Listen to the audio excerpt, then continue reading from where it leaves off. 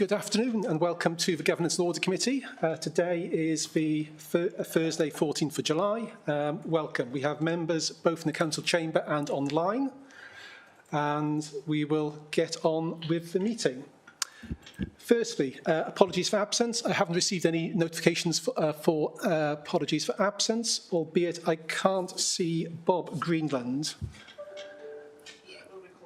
Yeah, so we record Bob as being absent. Moving swiftly on to the declarations of interest. Could members signify whether there are any declarations of interest to be notified and recorded, please? That's a nil. Okay. No declarations of interest. And let's move on then to the next item, which is the public open forum. Members of the public wishing to participate in this meeting are required to notify their intentions in advance. No such notifications have been received, and therefore I think we can move on safely to the remainder of the agenda. The next item is to confirm minutes of a previous meeting. I suggest we turn the minutes page by page just to check for factual accuracy and any comments. So the minutes start on page 5 of the meeting pack, page 7, I beg your pardon. So page 7, any comments? Page 8, page 9, page 10, 11, 12, 13. Okay, looks like we are happy with the minutes. Would someone be willing to propose that we accept those minutes, please? Happy to propose, Chair. Oh, I wasn't at the meeting, sorry. Martin, thank you. To second. Sorry, Malcolm. Malcolm to second. Thank you. I need to keep looking both in the council chamber and online. It's a real test for me, so please bear with me. Okay. We then have the action list. The action list was sent out subsequent to the agenda. Hopefully you've had an opportunity to look at those actions as shown as item 5.1. We have 6 actions. The first, labelled item 4, is the letter of thanks to former Chair Phil White. I have a copy of that letter, so subject to my signing it alongside Laura, I think we can safely close that action unless anyone dissents. The next action, labelled item 6, is with Andy Woffen, Chief Internal Auditor. Andy, could you give us an update, please, in terms of the annual governance statement? Thank you, Chair. Yeah, all issues taken on board, reflected on them, annual governance statement updated, and will be sent in to John in due course to include with the statement of accounts. Thank you. To handle it, shall we carry it forward until we see that amended AGS, Andy? Yeah, that's fine, Chair. That'll probably come in September, John, with the accounts. Yeah, because the accounts are in draft at the moment. So yeah, that's fine, Chair. Thank you. The next item, item 7, is an item in relation to KPIs for Audit Wales, and I do recall Rachel sent out an email dated 24th of June. Can I check with members whether members were satisfied that closes this action? Yeah, I'm seeing some nods, so we are happy to close that.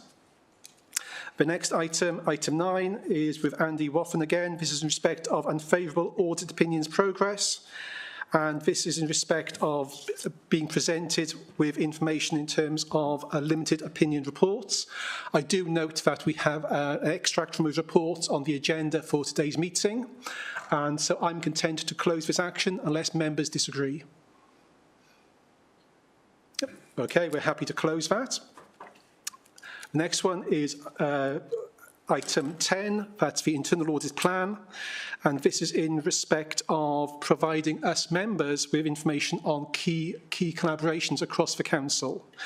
Andy, would you like to take this action in terms of give us an update first, please?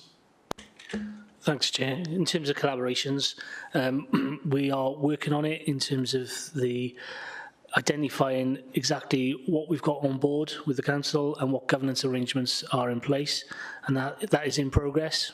We did a big exercise quite a few years ago. We just need to refresh that and get back on track with that. And we'll be reporting back into Governance and Audit Committee in due course once we've got that information. And we're working with officers behind the scenes to sort that out. In terms of the other part of the action, in terms of providing assurance on the adequacy of the plan, as part of my role, I have to comply with the public sector internal audit standards. And we get externally reviewed or assessed every 5 years. We're due for our next assessment in 2023, but I'll be providing Governance and Audit Committee with almost an annual update of that, of how we comply in due course. So hopefully that will suffice, Chair. It does for me. Are we content with that update?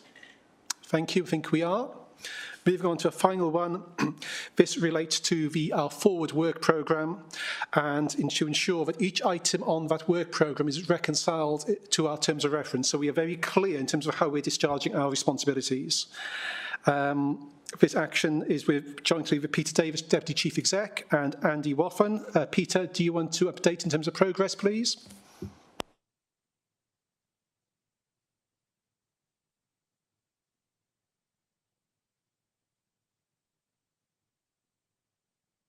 Apologies, Chair. Can you hear me and see me?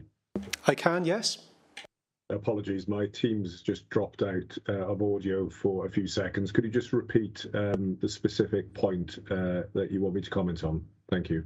Yep, no problems. So that's the final action on the action list in respect of our forward work programme and the action to cross-refer or reconcile reports against our terms of reference to demonstrate how we are discharging our terms of reference during the course of a year.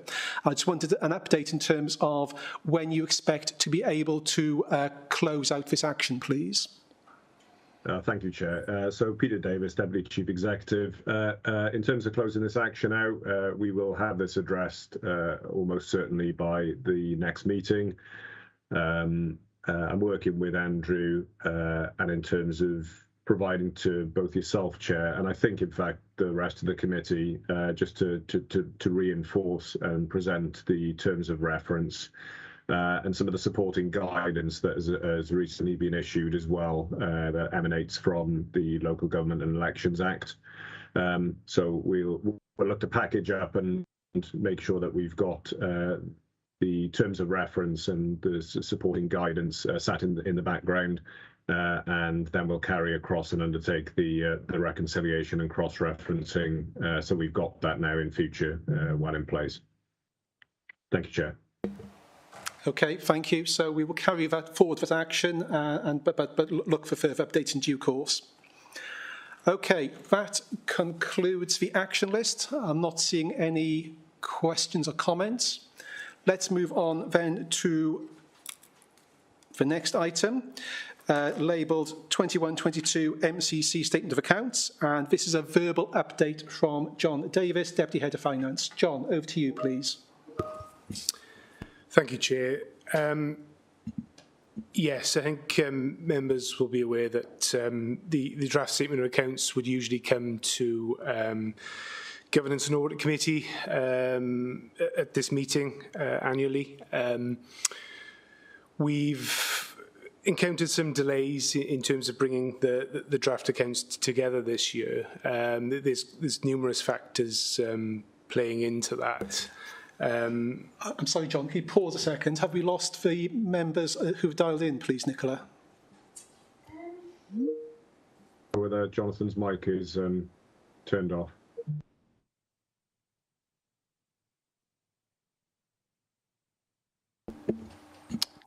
Looks as if the whole chamber's frozen, Peter.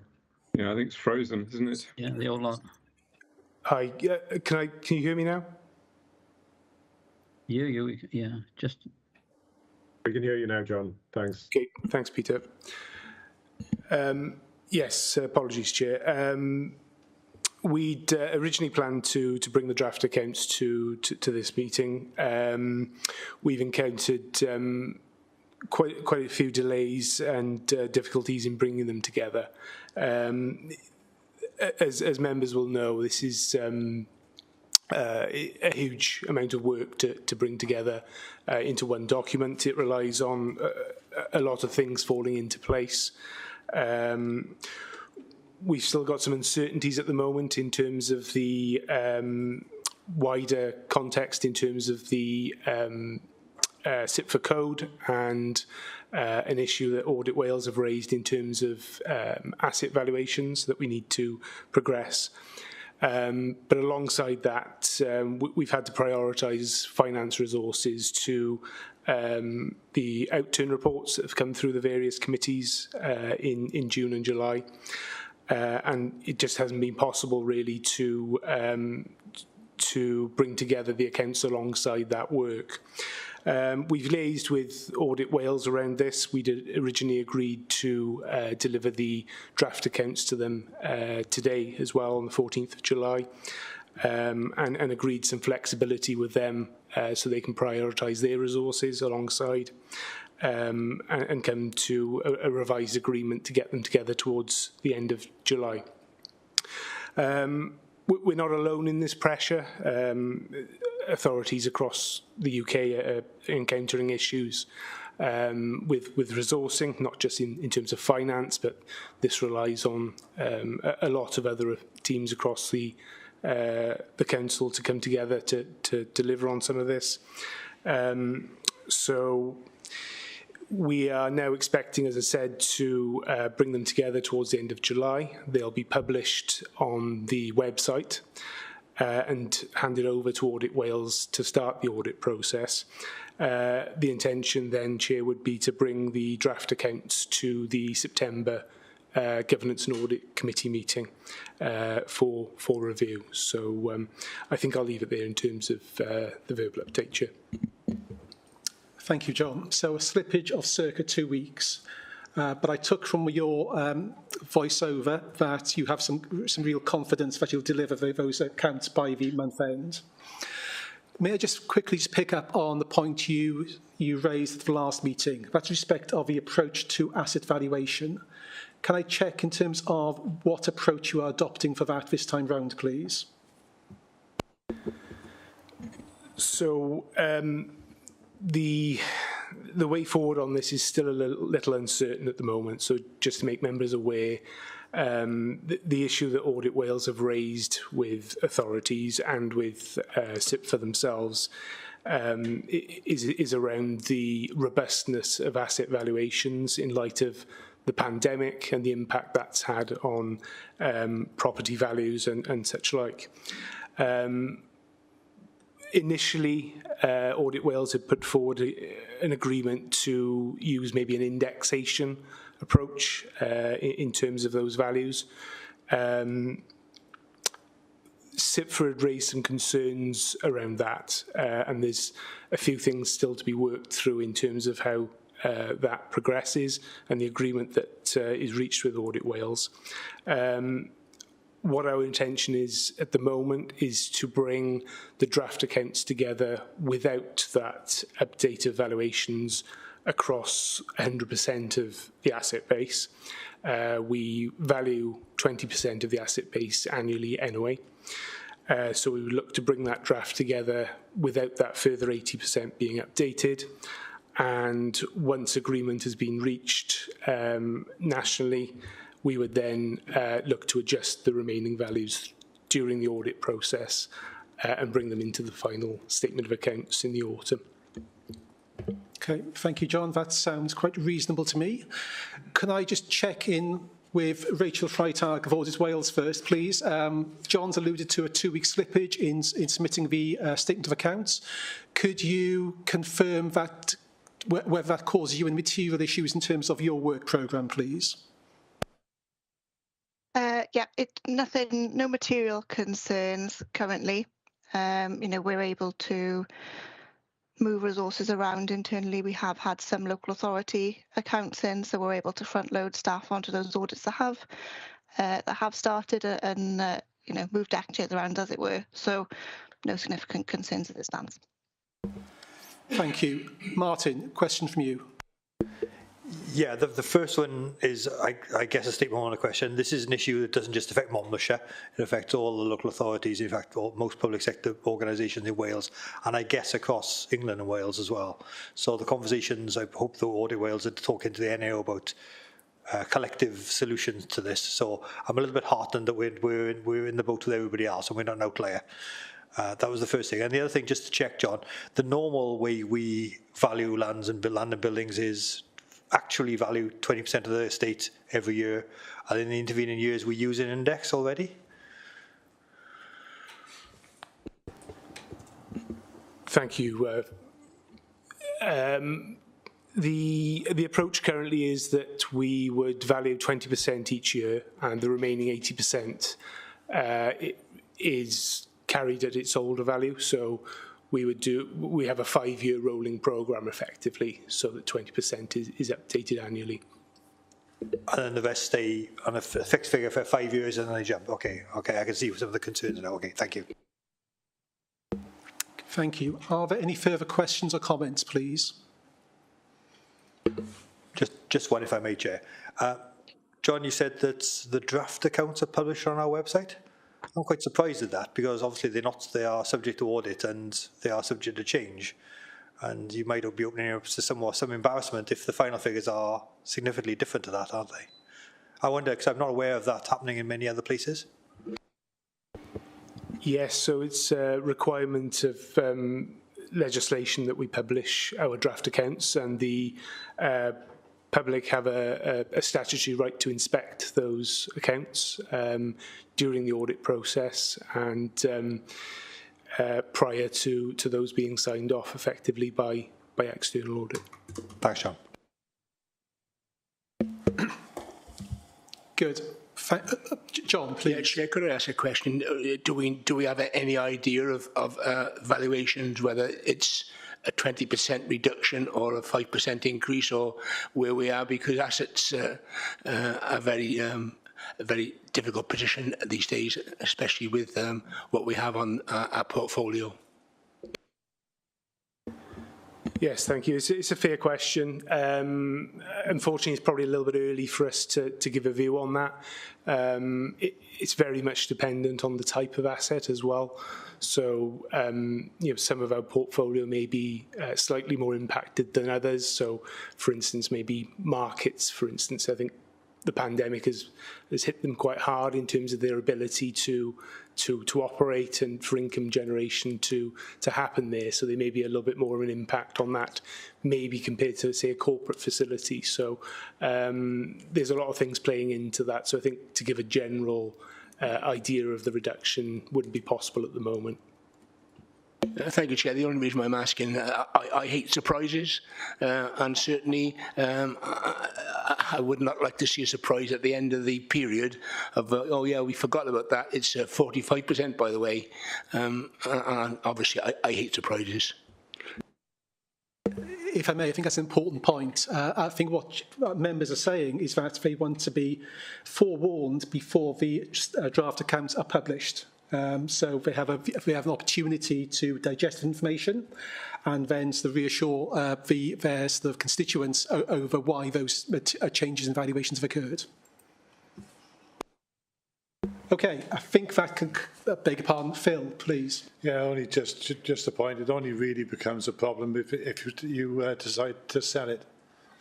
You're right. For uncrystallised losses, potentially, you're of course, you're quite right. Okay, I think that concludes that item. So, sorry, Chair, could I just come in on that last point? Is that okay? Of course. Just to provide a bit of information, I suppose, on where we're expecting the values to move. Obviously, local authorities and local government is a different beast, but in the NHS, where they do use indexation, they were running at around a 7% increase. So just, I guess, as an idea of, a different sector, but it's the same issue. So yeah, just I guess to get a flavour of what could happen. Thank you, Rachel. Any further questions or comments?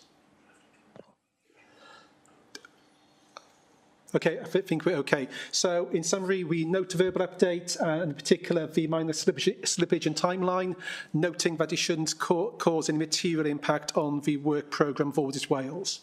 So thank you, John. We now move on to item 7, the Treasury Outturn Report. This is also being introduced by John Davis, Deputy Head of Finance. But before I ask John to introduce the paper, let me say a few words, please. I think whilst you should assume that we've read the paper, it would be helpful to take us through it quite carefully, as there's much information in here, of which a lot of it is of a quite a technical nature, so members would appreciate being taken through it at some length.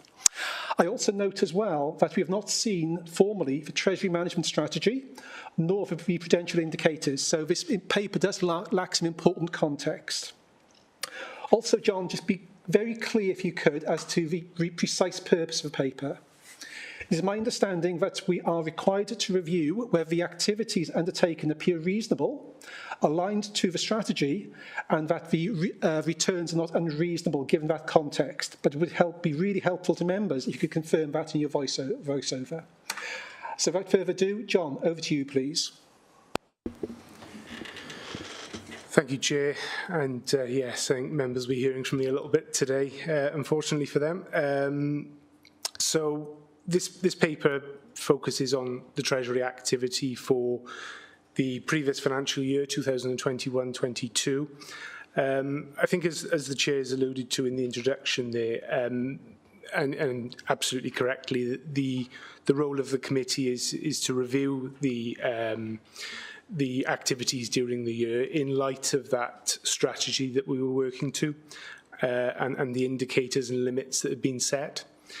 So we do confirm within the report that the authority has complied with the Code of Practice as set by SIPFA and the Treasury strategy indicators and limits that were included in the report to Council back in March 2021 now. I guess by way of introduction, it's been another turbulent year, I guess, in terms of Treasury activity. We've had a continuing uncertain external context, not just, I guess, the recovery from the pandemic, but also the outbreak of the Ukraine situation and the continuing impact of some of those Brexit agreements being finalised. Members will be fully aware of the impact of inflation and interest rate rises in the latter part of the year, which has certainly been a significant consideration for us. That really kind of impacted in the last quarter, and we've certainly had to take on board, the potential for that to continue in the medium term. I guess what I would say is that we've been clear with the committee in the past that Monmouthshire is a net borrower from the market. So in terms of the Treasury cost curve, we've been at the bottom of that curve for probably the last 10 years now with an ultra low interest rate environment. So where we've looked to borrow from the market, we've certainly benefited from those low rates available. To that end, the investment returns have been of secondary consideration for us. The reason I say that is because members will note that we're continuing a strategy of what we term internal borrowing, and what that means in effect is that we are using our internal reserves and working capital as an authority to use prior to borrowing. So we have a borrowing requirement, a capital financing requirement, which basically means that is the amount that we need to borrow as an authority to meet previous and current capital expenditure. Our actual borrowing, sits below that level. So that is in effect, the amount of internal borrowing that we are taking as an authority. So when I say that investment returns are a secondary consideration, the reason for that is because we're using a lot of those traditional investments that we would have had in lieu of borrowing. So we're having to keep our investment balances highly liquid because we're running at quite a low level. And obviously returns on those are a lot lower than if we were able to lock into a longer term arrangement. As I said, borrowing rates have increased during the year off the back of those decisions by the MPC to increase rates. And we took the decision to fix some of our long-term borrowing in the year, and that's outlined in the report. We took £20 million of longer-term public works loan board loans. They were at comparatively low rates. They're outlined in Table 5 of the report. Since the year end, we've taken another 17 million of long-term loans, in a similar kind of thought process, really, in terms of to give some long-term stability to our interest costs. Members will note, I think, in the report, I think it's Table 11, that we started the last financial year with probably a larger short-term mix of loans than we would have liked. So we've looked to change that ratio during the year, and we've managed to do that quite significantly. And members will note the change in that ratio. That's important because we are in a rising interest rate environment. It gives us more certainty and stability to the medium-term picture. And it's still a very uncertain outlook. Our advisors are saying that that base rate is going to continue to rise in the short term before plateauing. So we are going to be taking borrowing at higher rates. So the fact that we're able to lock in at those longer term low rates is very helpful for us. In terms of our pooled fund investments, so just to make members aware, these are external investments that we hand over to external fund managers to invest on our behalf. They were increased by £1 million during the year, from £3 million to £4 million. They continue to generate a good rate of return for the authority, significantly higher than we can obtain through short-term investments. We will consider further investment in the future, but after discussion with our advisors, we're just going to pause until we get clarification over the extension of the legislation that allows us to carry the capital movements on the balance sheet as unrecognised. That's currently in place until the 31st of March 2023. It's expected to be extended, but we don't have absolute clarification on that as yet. As I mentioned at the outset, we have complied with the CIPFA Code of Practice and the limits and indicators set within that. They are quite detailed in nature. They're listed towards the back end of the report. I'm not going to take members through them individually because they're quite complicated. They cover quite a lot of areas. I think I'd rather cover off that through any questions that members may have. I guess finally from me, just before I throw it open to questions, I do note there in the report that we've achieved a £506,000 saving against Treasury budgets during the year, and that's in line with that low Treasury cost curve that we were at during the year. Certainly the first 3 quarters of the year continued in that vein, with a little bit of an upward curve towards the end.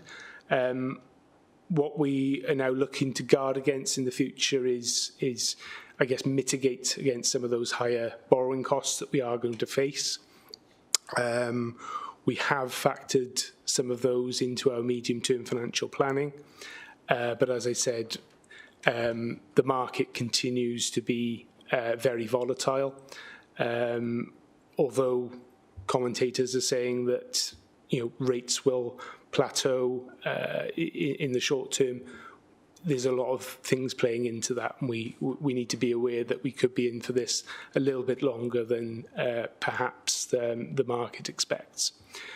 So, Chair, I think I've covered off the main points. I take your point that perhaps this report assumes quite a bit of knowledge base for members, and unfortunately it's quite a detailed report that needs to be set out in a certain way under the regulations. Sometimes that isn't helpful and conducive to easy reading, but happy to take members' questions. Thank you, John. So questions or comments from members, please. Martin. Thank you, John. That was a really helpful descriptor through this paper. I guess I'm quite fortunate because many moons ago, this was my job in one of the local authorities. The internal, do you call it internal borrowing, I think is quite helpful. So understanding that we, just like every local authority in Wales, is a net borrower, means that rather than borrow at X% and then lend at a lower percentage, we actually internally borrow, and I think that makes a lot of sense. The pooled fund you talked about is a investment management company which is largely long-term investments, I'm guessing. I just wondered how you balance that. What do you mean by long-term? Because I noticed your long-term loans you've just invested in, and I think it's a very good decision, are 40, 50 years in terms of length. So long-term in the language of the investment companies is 4 or 5 or 6 years, I guess. And so just understanding, I think we need to get our heads on a little bit is how long is long-term and how short is short-term. Because some of the short-term is actually overnight, aren't they? I mean, it's that short as well. So real understanding the language would be really, really beneficial, I think. And I think I agree with the chair. There's a little bit of cart before the horse here. We need a more of the understanding of the processes before we see the paper. But the paper is really helpful, and your analysis is really useful. Thank you. Thank you, Chair, and thanks for the question. So our pooled fund investments, we've probably held those now for around 3 to 4 years. We are required under the MiFID regulations, which is, and I'm sure my colleague Dan will correct me if I'm wrong, but it's the Markets in Financial Instruments Directive, I believe. So we're required under those regulations to keep a minimum of £10 million of investment balances to qualify as a professional investor, and that allows us access to certain instruments that we wouldn't otherwise be able to access. So we have a block of £10 million of investments that effectively we'll always have. So that allows us to take a little bit more of a long-term view to investing that money. When I say long-term, the funds themselves would say that perhaps over, as you say, over 5 to 6 years, potentially they would expect, capital values to remain fairly static with returns being generated on those. From our perspective, we're happy with the returns on those pooled funds. We have no immediate ambition to look to liquidate those, and they provide a balance, I guess, across our investment portfolio into perhaps some of those equity funds, property funds, bonds that we can't really access through those shorter term investments. So I think the key thing for us is around having a balance and an exposure, not just to one investment vehicle, whether that be cash, equities, property. This gives us quite a nice mix, and certainly we'll be looking to keep them in the medium term. Thank you. Tony Eason, question from you. Thank you, Chair. Thank you, John. It's to do with the effect of pandemic, which has been with us now for 2 years, and it's had significant effect on Treasury activities. You mentioned the word significant proportion of this impact would be refunded from the Welsh Government. How much was that actual significant proportion? And ongoing to the future, where we're seeing the pandemic rising again, 1 in 20 in Wales, do you envisage any further problems on Treasury activities going forward, as we see from our experience the last 2 years? We might have learned a lot.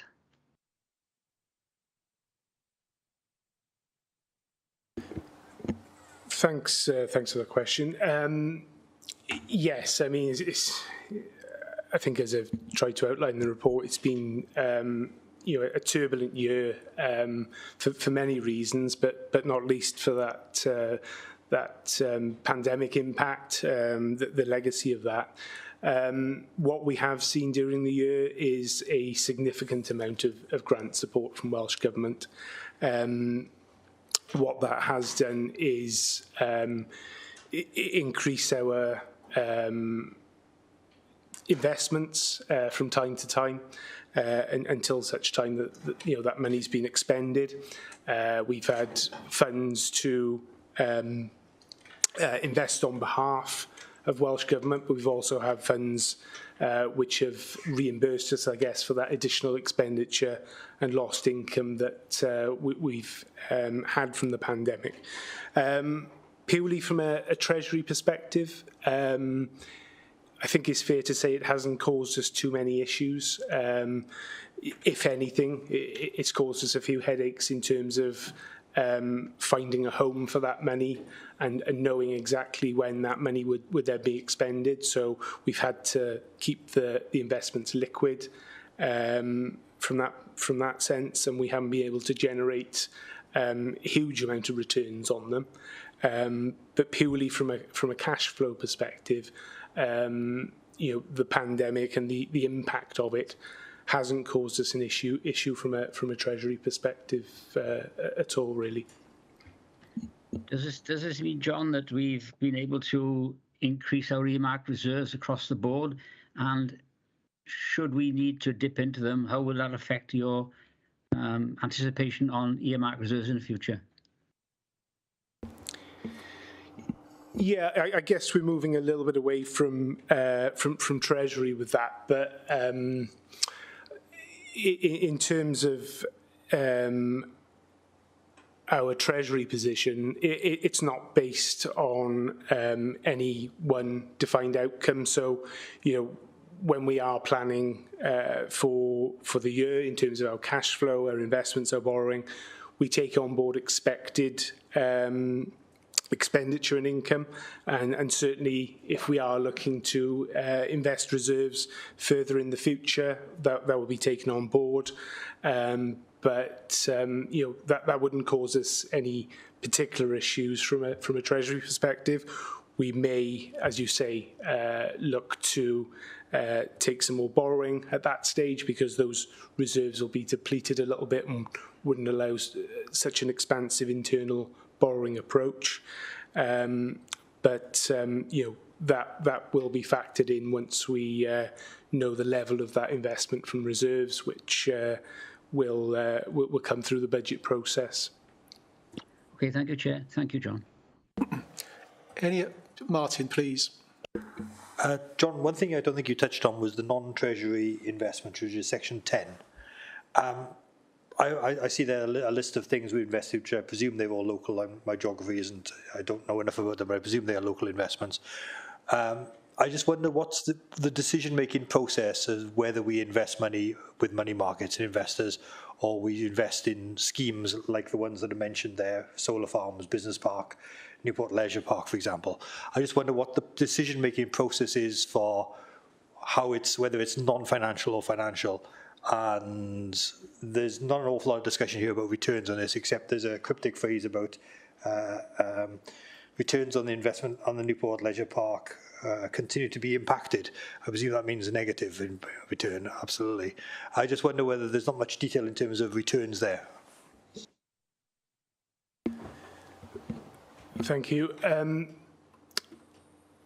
So in terms of our non-treasury investments, those would come about through capital expenditure. So members may be aware that 2 to 3 years back, a council approved a £50 million capital budget for investment in non-financial asset investments. So certainly 2 of those in terms of Castlegate and Newport Leisure Park would have been part of that. Oak Grove Solar Farm was previous to that. The first part of your question around, the ambition to kind of increase those investments.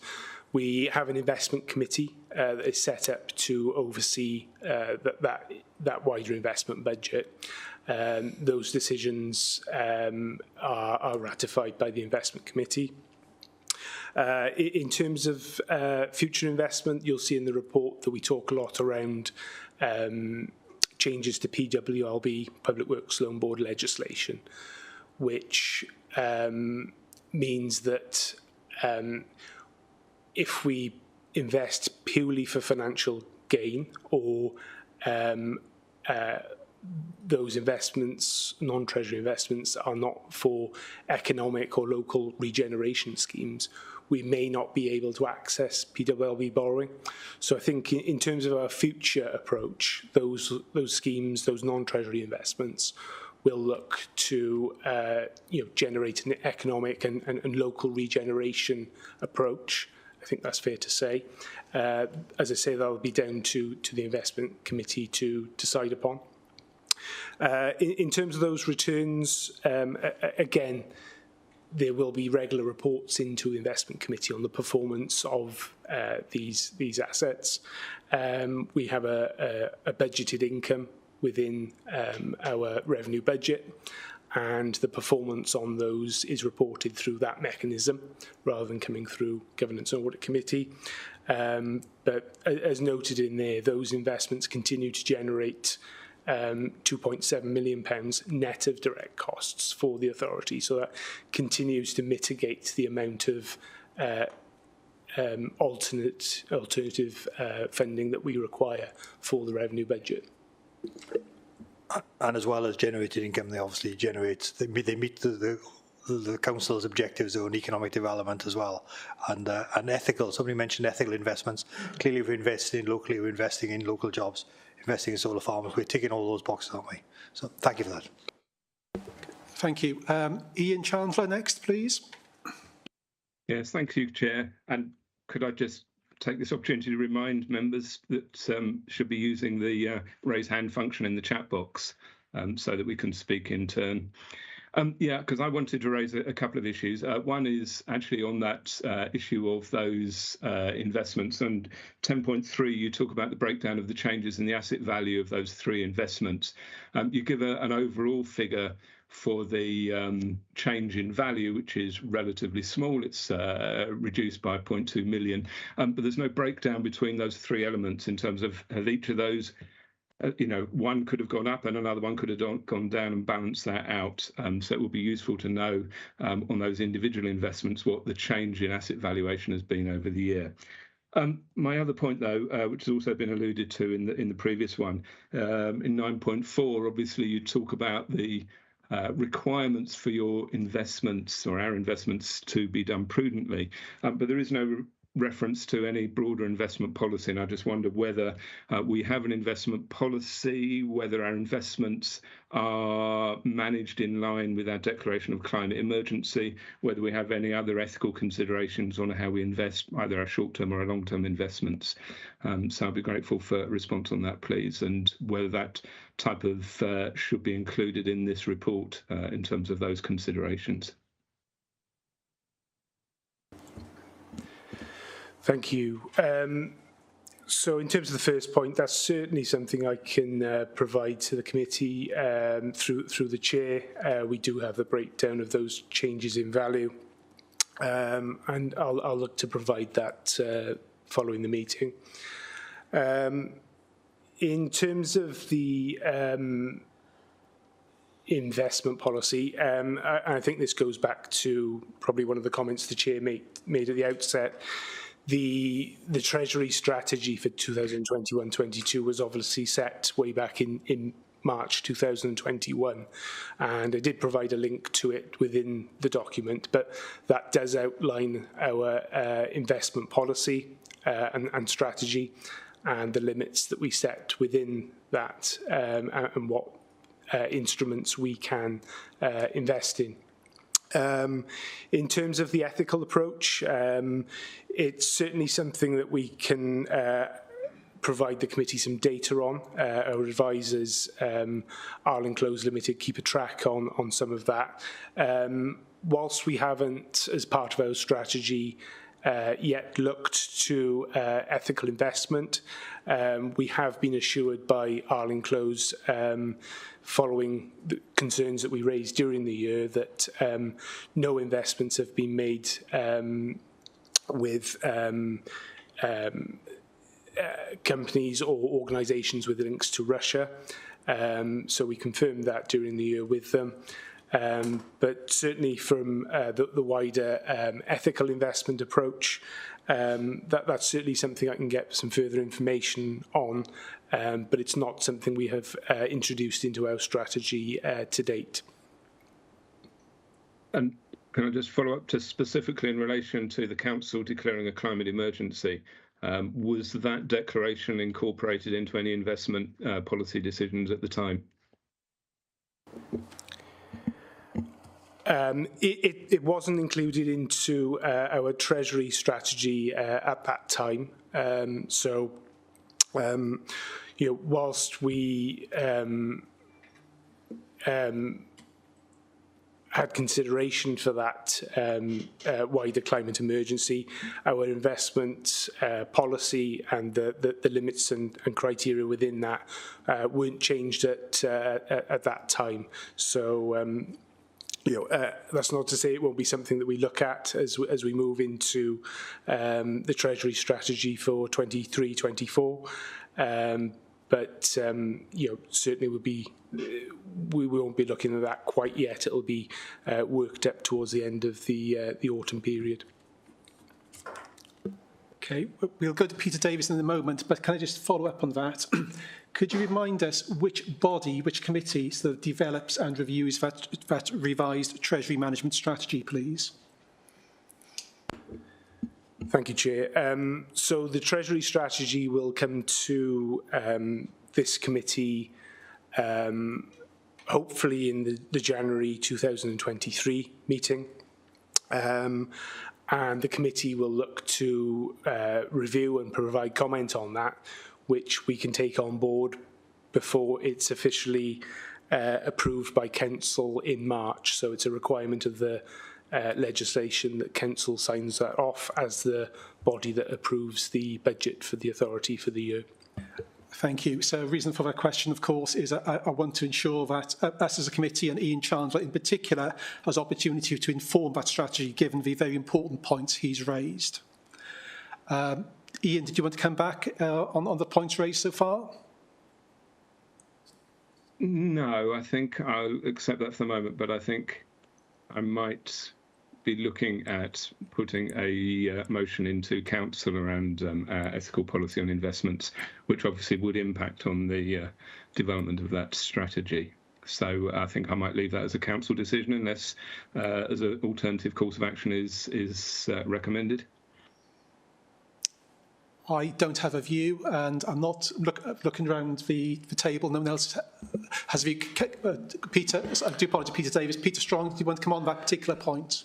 Yeah, just to say that approach will be, I think, in full accordance with the political strategy set by the current administration. Say no more than that at this stage, but I think a motion from Ian would probably gain very widespread support in the full Council. Thank you. So Peter Davis, Deputy Chief Exec, has been waiting for quite some time. Apologies. Peter, over to you. Yes, thank you, Chair. I just wanted to just refer back to the threads of conversation with regards to commercial investments, those that are seen through and overseen, the performance of which is overseen by the investment committee. So I just wanted to mention that the Governance and Audit Committee does have a responsibility, as shown in the forward work programme, to receive an annual report, a review of the investment committee. So that will be coming to the September meeting.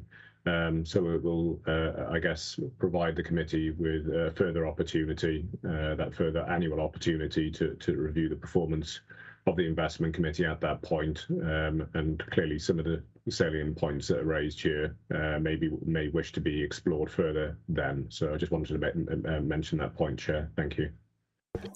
Thank you, Peter. Okay, so we've had a good discussion. Maybe one or two related points from me. It may be helpful in terms of providing further assurance to this committee that the strategy has been executed properly. If you could, John, very quickly outline what I'm assuming is in-house treasury function. If you could confirm that, and then just give a sense in terms of its scale and capabilities, and then cross-refer to the advisors you've referenced. I think they're called Arling Close in terms of who are they, and maybe an outline their responsibilities. And then finally, just confirm that during the period, there have been no errors or issues arising during the execution of this strategy. John. Thank you, Chair. I think if I take your latter point first, yes, I think I can confirm that during the year, all of the Treasury management activities fully complied with the code, the limits and the indicators set out. So at no stage during the year were any limits breached, or we failed to comply with any of those. In terms of the kind of roles and responsibilities around the internal team and Arling Close Limited, Arling Close were very clear when they were appointed as our Treasury advisors that they provide advice only, and any decision upon Treasury management was solely the responsibility of the authority.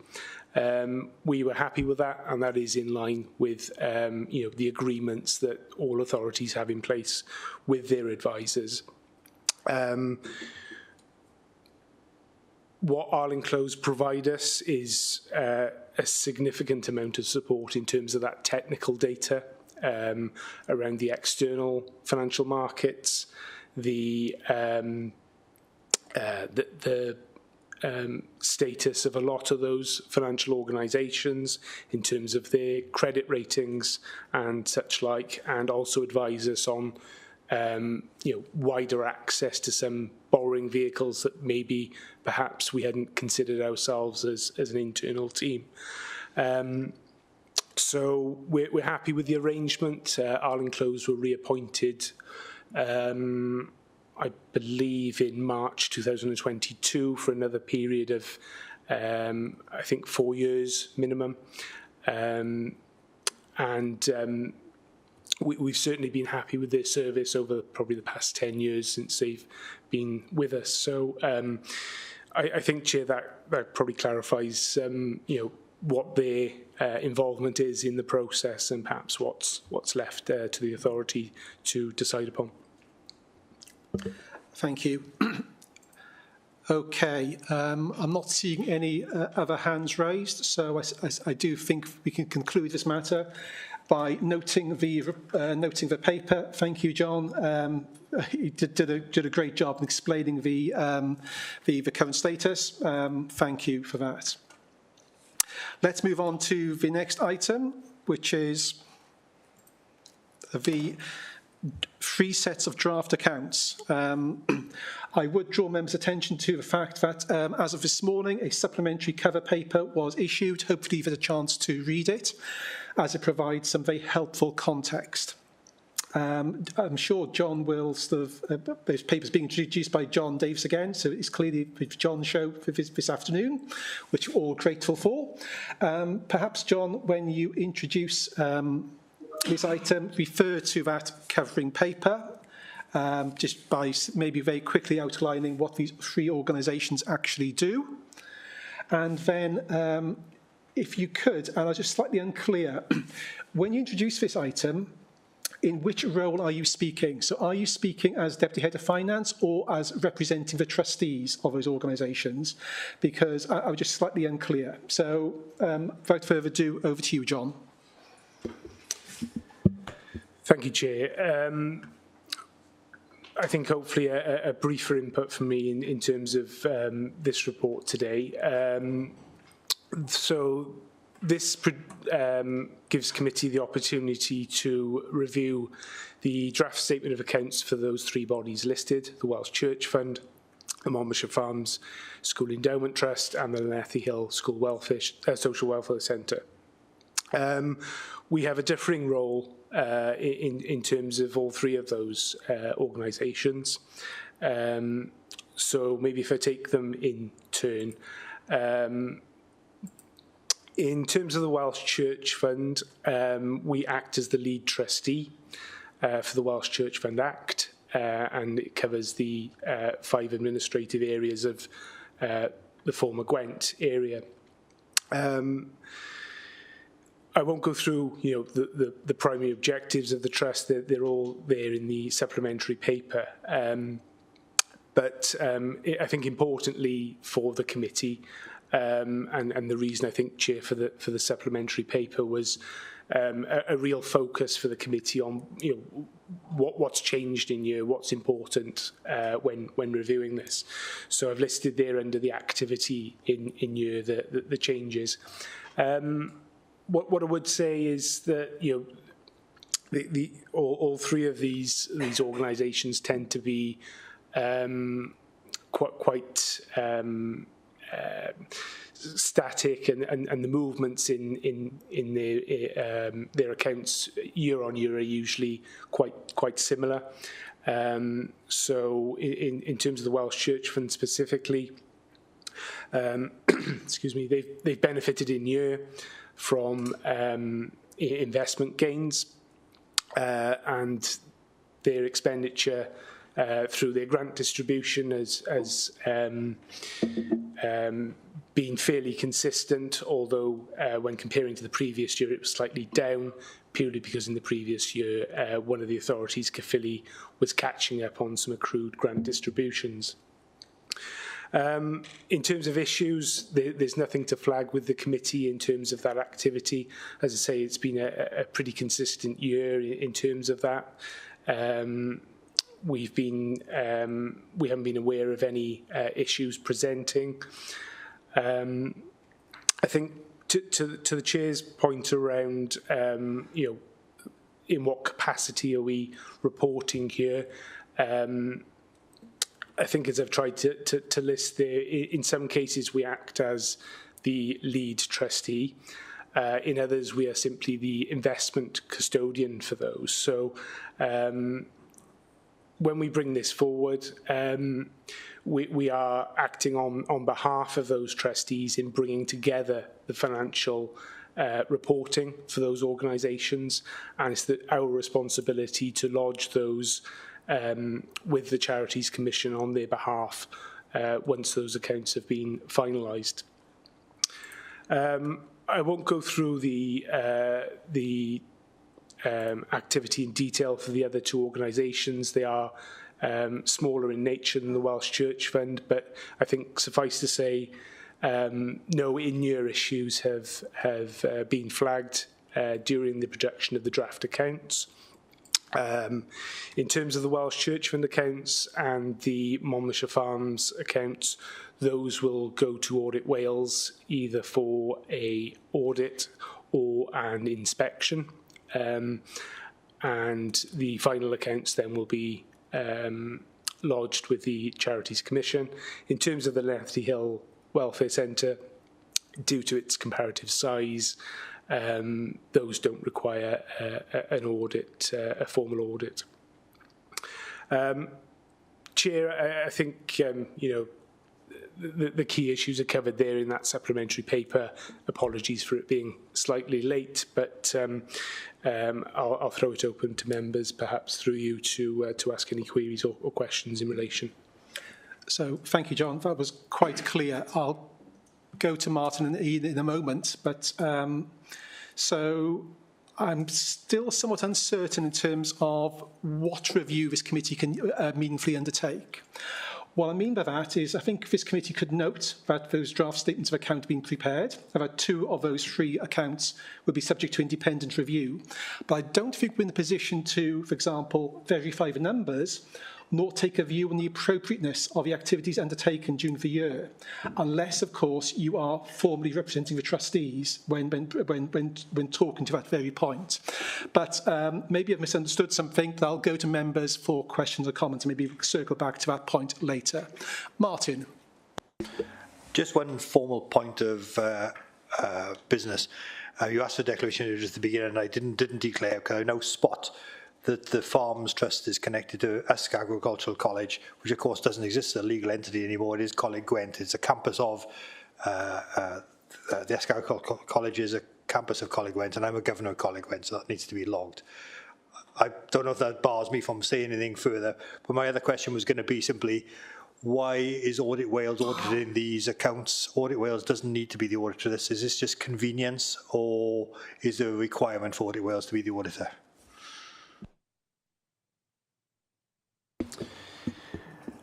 Thanks for the question. I'm sure my colleague from Audit Wales will come on and correct me if I'm wrong on this, but the audit of the Welsh Church Fund has been placed with Audit Wales. They've been doing it for quite a number of years. Their fee has been competitive. We were asked by the Welsh Church Fund committee a few years back to review that arrangement in terms of its value for money, and when we looked across the market, the Audit Wales fee was the most competitive at the time and was considered to provide value for money. So it's not simply out of convenience, although it does provide some in being, worked upon alongside the main authority statements. It does provide best value for money for the trust in terms of that arrangement. That's really helpful that we have actually tested the market there. I don't know whether that applies to the other ones as well. In terms of the Monmouthshire Farms, in terms of the inspection, the fee for that is comparatively small. We haven't reviewed that over the last few years, but I don't think there's any significant value for money consideration on that side of house. We'll go to Ian Chancellor, please. Yes, thanks for this. I want to raise a question that's similar to in the last agenda item. So looking at the church fund accounts, in the notes it lists the investment powers, policy and performance, and it says the investment policy of the trust is to maximise the rate of investment return while employing a risk strategy that minimises any potential reduction in the capital value of the fund. That implies there is no ethical considerations which would be anomalous for perhaps a church fund investments, particularly the size of the investments that we're talking about. So can I ask, A, is there any ethical components of that investment policy, which it says was approved by the council back in March 2021? If there is an ethical investment, should probably be featured in the account so that people have a sight of it? If there isn't an ethical investment policy, can we recommend that the trust does in fact develop one that's in line with the aspirations of people that perhaps have endowed the trust? Thank you. Yeah, thanks for the point and the question. In terms of those investment arrangements, probably 95% of the investments are in a long-term pooled fund arrangement with external fund providers. The remaining amount is pooled with our internal Monmouthshire investments. You are correct that the investment strategy is approved by full council back in March 21, again for this financial year that we're talking about. In terms of those wider ethical considerations, the strategy is drawn up with advice from the Welsh Church Fund Committee alongside officers from the council. The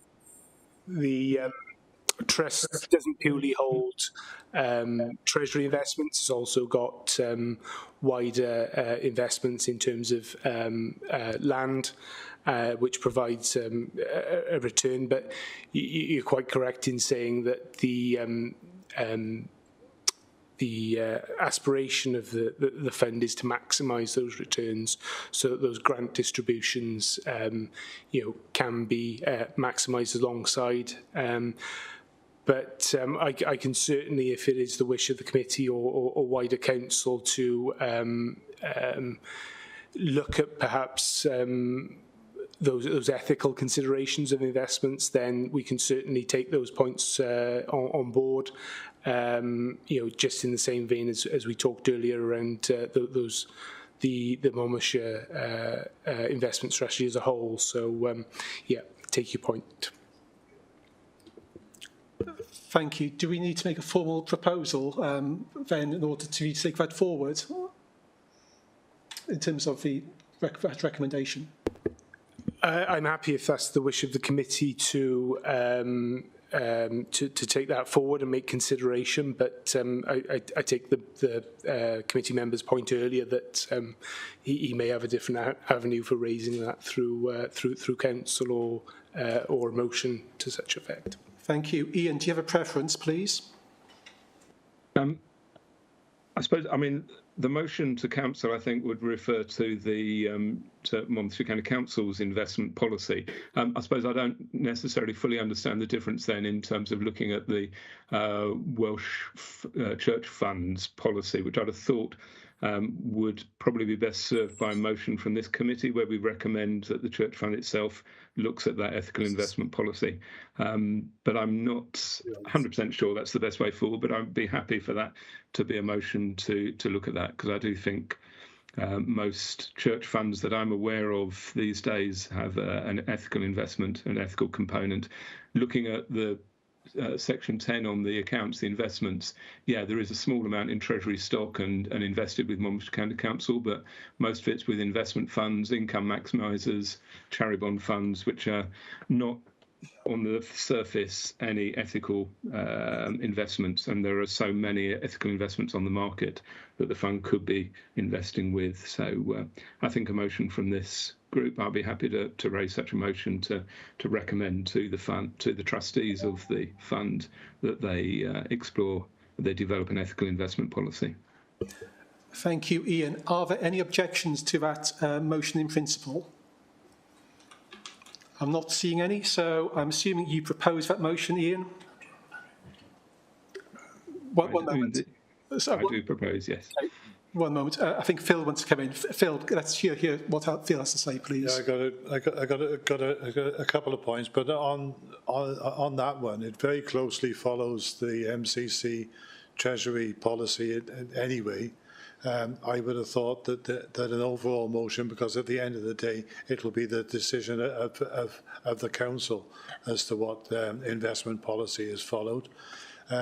So I can't really see the point in this committee raising it, but I wouldn't stand it in the way of it. I just think that one motion covered by the full council would do the job, but that's just a personal opinion.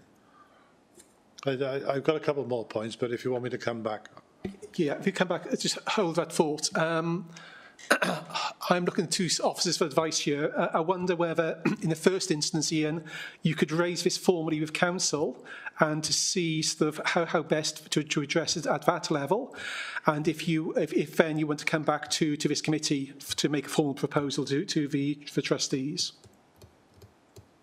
Yeah, I'm happy to do that. I suppose it's just I didn't, as this is technically a separate body, even though that we are a trustee of that body, I just wondered whether it needed a separate approach. That was my question, but I'm happy to raise this at council first. It'll be the September council meeting that this will go through, and then we can see where it goes from there.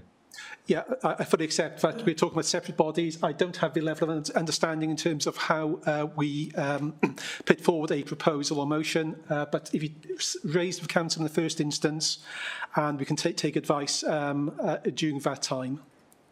Thank you. Phil, back to you, please. Yeah, thank you, Chair. And just to say that I'm a member of the Monmouthshire Farm School Trust Committee. I didn't declare an interest because it's a council appointment. This came to that committee a couple of days ago. We had a good look at the accounts. There was some specific items there which were gone through by the committee, particularly with regards to debtors and creditors, where there's been some movement. We understand that there is a very confidential nature involving the police that I won't mention in this committee because it was relevant to the Farm School Committee. So we were happy with those accounts. Thank you, Phil. If we now go to Malcolm Lane, please. Malcolm, you're on mute. Just to say I wanted to support Councillor Phil Murphy on his statement about the ethical arrangements with Mont County Council, but also to say that I'm a member of the Welsh Churches Committee anyway, which is a Mont County Council appointment. Thank you. Thank you. Okay. I don't think there are any more questions or comments, so I think this committee can note the draft statements of account. Beg your pardon, let's try again. This committee can note that the draft statements of account have been produced by the relevant bodies, and that two of those statements of account will be reviewed by independent bodies, and then sort of tabled as appropriate. So, thank you. We now move on to the audit plan, item 8, the audit plan for the Welsh, in respect of the Welsh Church Act Fund. And this item is being introduced by Rachel Freitag of Audit Wales. So, Rachel, over to you, please. That's great, thank you, Chair. Yes, as John has already alluded to, we are the auditors. Rachel, you're a bit quiet. Is that any better? Much better. Okay, great. Yeah, so as John's already nicely segued into, we are the auditors for the Welsh Church Act Fund. So I'm just going to run through and present the audit plan for this year's audit. You'll notice that it is rather similar to the audit plan that I presented at the last meeting for the main Monmouthshire County Council accounts. So hopefully you're familiar with some of the content and form of it, although, you know, there's no sort of performance audit work section and that sort of stuff included. So I'll take it as read and just run through some of the key points, really. I'm happy to take any questions at the end. So I will dive straight into Exhibit 1, really, which is the audit risks. There's nothing out of the ordinary that we've identified in terms of audit risks for the Farm Trust account. The risk of management override, which is present at all audited bodies and is raised as a risk in line with international standards of auditing. We do specific work around manual journals and controls work to mitigate against that risk.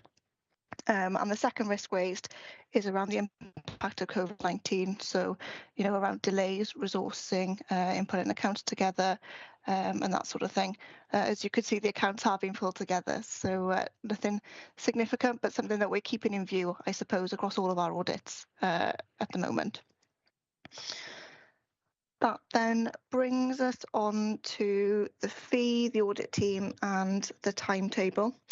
So with regards to the fee, we've maintained the fee at its level from last year. There is a sort of a set level of work that we have to do, regardless of the size of an organisation. That's set out by the International Standards of Auditing. So, you know, that there is a baseline of fee that, you know, we have to incur in terms of, you know, how much it costs us to complete the audit, because the work is the work regardless of the size of the body. But hopefully, as you'll see, the fees stayed the same. So hopefully it's not too much for you. The team then is set out in Exhibit 4. And in terms of timetable, generally the audit of the Church Act Fund follows on from the main accounts audit. So this generally takes place in the autumn and is certified ready for submission to the Charities Commission ahead of the deadline, which I believe is the end of January. I wasn't really going to say much more on this document. It's quite factual, it's for noting, but happy to take any questions. Thank you, Rachel. A question from me initially. So your work programme is in respect of the Welsh Church Fund account, but you've stayed silent on the Farm School Endowment Trust we just talked about, which is also subject to audit.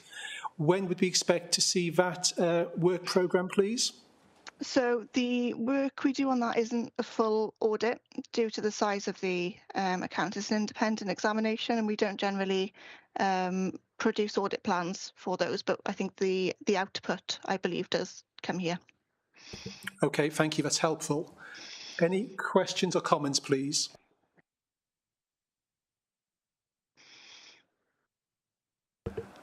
I'm not seeing any, so thank you, Rachel. I think we can note the audit plan, much appreciated, and we can move on. Okay, thank you. The next item is the Internal Audit Outturn Report for 21-22. This paper is being introduced by Andy Wathen, Chief Internal Auditor. Andy, as per usual, assume we have read the paper, but please highlight key matters. Over to you, please. Thank you, Chair. Afternoon, members. So this is the annual internal audit report for 21-22, looking back on the work that we undertook during the last financial year. Members will remember that previously to Governance and Audit Committee, I presented the plan for 2022-23, so that's looking forward. So this annual report concludes on the previous year's plan, what we did, what we didn't do, and what assurance I can give you in terms of the opinions we've issued. It's twofold in terms of opinions and the assurances that I can give you, and also to outline the performance of the team. In terms of my expectations of you as a committee today, I'd like you to receive, comment and endorse this annual report. So as the Chief Internal Auditor, I have an obligation to comply with the public sector internal audit standards, and as part of that, provide an annual internal audit report, which includes an overall opinion on the assurance and adequacy and effectiveness of the internal control environment, i.e. sound financial management, governance arrangements and risk management processes within this organisation. And this report sets out how I've done that and achieved that during the year, and hopefully gives you a level of assurance that's acceptable. In terms of opinions issued, we've issued 20 audit opinions, ranging from substantial to limited, and there's a description of what those actually mean later on in the report. So the overall opinion, based on the work we've undertaken, and taken into consideration work undertaken by our colleagues in Torvine on our SRS provision, which is our IT provision, is reasonable. So in terms of the systems, they were adequately controlled, although there were risks identified which could compromise the overall control environment, and improvements were required. We've also identified 2 limited assurance reports, and I'll come on to those later in the report here. So for 21-22, We were getting back on track post-COVID, trying to undertake the audit in line with the agreed plan, although there was still some fallout from the pandemic, and we were unable to visit sites as often as we would have liked during the year, and that impacted on our ability to cover as much of the audit plan as we would have liked. So in terms of the performance, and I'll go into a bit more detail on this in a moment, we achieved 64% of our agreed plan in 21-22 against a target of 82%, slightly better than the previous year. We did have some unforeseen vacancies towards the end of the year, and that contributed to our ability to achieve all the plan. So as an independent management function of the organisation, I do report in my own name. I do report to the Deputy Chief Executive, Peter, in terms of line management, but in terms of reporting audits, that is solely in my name, and that is a requirement, again, of the standards. So as I said, as the standards require, I need to set out an annual audit report, and the expectations of that are outlined within this report.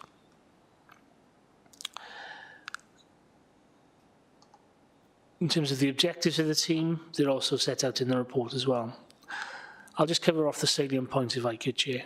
So in terms of the opinion, as I said, overall, a reasonable level of assurance, and that's set out in para 2.2 as my official annual internal audit opinion. How I've arrived at that is shown at 2.4 in terms of the actual opinions which we've issued, broken down over substantial, considerable, reasonable and limited, to give an overall reasonable assurance. I've also taken into account the opinions issued by Torvine Internal Audit Team on the individual audits that they've undertaken on our SRS, and they're included within the report. Their general overall opinion was generally satisfactory, some improvement required. I'd like to remind members that managers within our directorates within Monmouthshire have a responsibility to maintain robust internal controls, and we check on those internal controls as part of our auditing to ensure that there are appropriate controls in place and any misappropriation, theft or error is minimised. We make sure that there's compliance with our financial procedure rules and our contract procedure rules. So we set out to cover as much as services as we possibly could within the year 21-22, and that's set out in the appendix. So the details of what work we've undertaken and the opinions which we've issued are set out in the appendix, which I'll come to in a moment. Also alluded to, unfortunately, we didn't cover as much as we would have liked for the reasons given, and the list of jobs not covered is also included within the appendix. Members will note that we have identified two limited assurance opinions. They're set out in para 4.3 as concessionary travel and fleet health and safety / driver management. The details as to why we determined those were limited assurance only are given in the appendix, and again, Chair, I'll come to those in a moment. We also do non-opinion work across the board, giving out financial advice in terms of compliance with sound financial management and our processes and policies within the organisation, and that adds value to the internal audit being in place.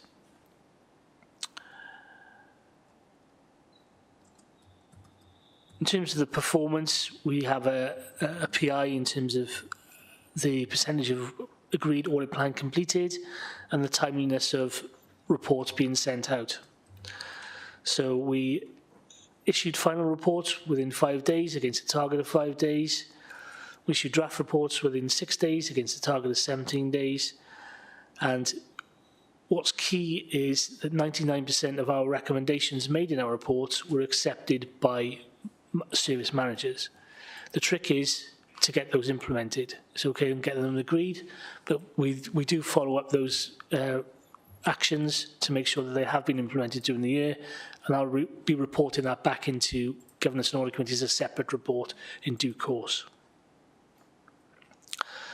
So overall, I believe I've achieved my objectives and requirements to comply with these standards as set out in the report by the work that we've undertaken. If I just quickly run through the appendices, Chair. Appendix A outlines the opinions which we've issued and the definition of what we use within internal audit. And we have taken on board the point made previously by a member of this committee, and we'll reflect on those opinions in due course and report back. Appendix B again gives a summary of opinions which we've issued in 21-22, and then outlines then provides the detail of the individual jobs which we've undertaken and the respective opinion. So all the substantials are together, considerables together, reasonables, etc. And there's a list of the work that we have undertaken. We've also undertaken grant claim work where we've either qualified or unqualified opinion, and unqualified is good in that it meets the terms and conditions of the grant paying body. So moving on to Appendix C and the limited assurance opinions, we've had 2 during 21-22, and the reasons why we felt it was limited because there were more weaknesses identified than strengths within the review.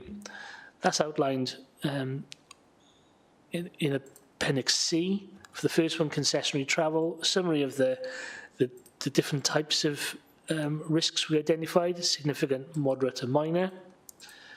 And then the detail of those are outlined below in the table.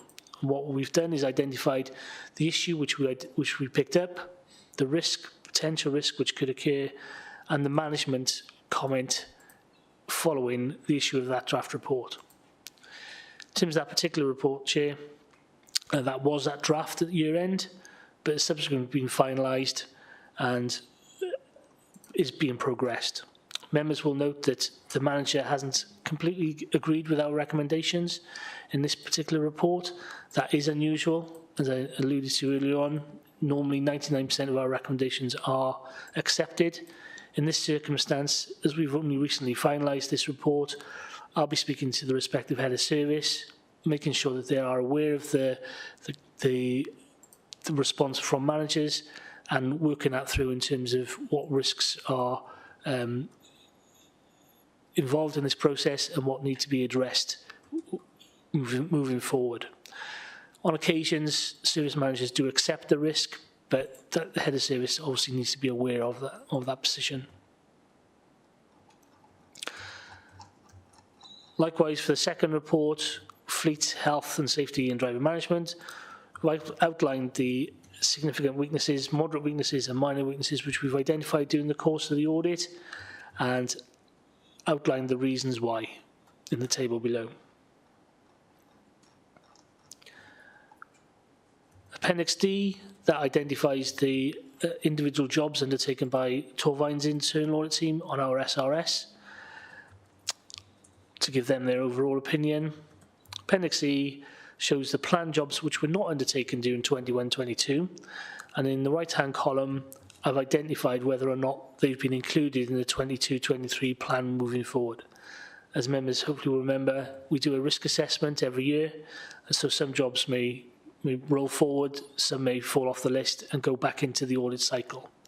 So hopefully that will give members a flavour of what work we didn't do in the year, but we will be carrying forward to the current financial year. Appendix F just lists out some of the audit advice we've given across the service areas, some of the non-opinion work that we've undertaken. Then moving to Appendix G, that's the performance of the team in a bit more detail, given a year-on-year comparison there, Chair. At that point, I'm happy to take any questions. Thank you, Andy.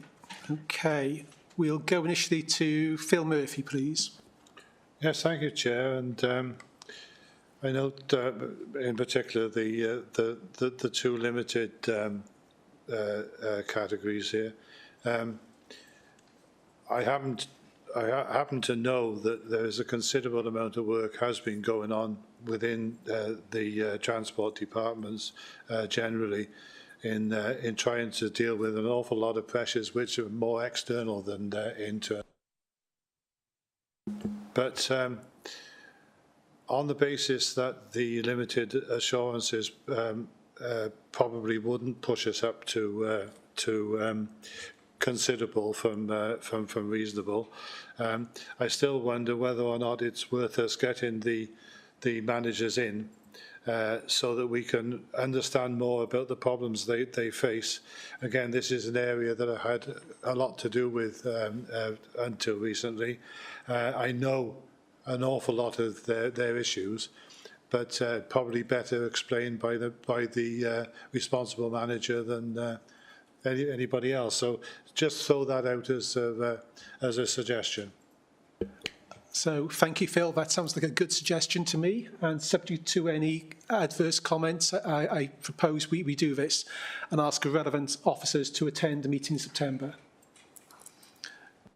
Great, thank you. Moving then to Martin. Thank you, Chair. Andy, thanks for the report. It's really helpful and it really covers all the ground. I know it's not a numbers game to take the number of audits you've done and what categories they fall into, arrive at your overall opinion. But if I'm not comfortable that the overall opinion is the third category out of 4 that are available to us to give, because we had individual audits, 5 were in the top category, 6 were in the second, 7 were in the third, and 2 were in the fourth. If I was doing a balance in numbers, I'd say that's considerable. So I echo what you were saying earlier. Again, it comes back to that reasonable is well below the line in the way we use it here. I'm not comfortable as best. I think frankly the organisation is probably better than third category out of 4 available to assess it. Particularly when you read the self-assessment report later on in the agenda, it doesn't paint that picture of being third out of 4 categories for performance and controls. So I'm a little bit nervous about that. And we'll see how we square it when the annual governance statement comes, which clearly will have to identify a significant number of gaps in our governance controls to arrive at this position. So that's my kind of big picture thing. I think the limited assurance ones really highlight one of the things that's really important, I think, is that when the management responds, they should say yes or no, agree or don't agree, accept or don't accept. In many of these they do, but not in all of them, and you have to really read into the detail of what they've said to understand whether they agree or not. And particularly in these contentious areas, these last 2 that you've given us the summaries of, I think it's really helpful to actually understand specifically what they don't like and what they do like. And I guess my other question is, what are we going to do going forward here? Because I guess these concerns should have been aired at wash-up, and therefore have you taken any of their concerns on board, and has this been amended in the light of any of the concerns that have been raised, or both sides kind of stood their ground and we're at an impasse? Okay, thank you. In terms of your first point, it is an average based on the opinions we issue. We don't look at everything across the organisation in any one year. It's on a cyclical basis. So it is balanced. We can't look at all the risks. We just haven't got the resources to do that. The annual governance statement will be broader than that. Self-assessment is broader than that. But we will reflect, as I said, on those opinions in the year and come back to Governance and Audit Committee with some further information.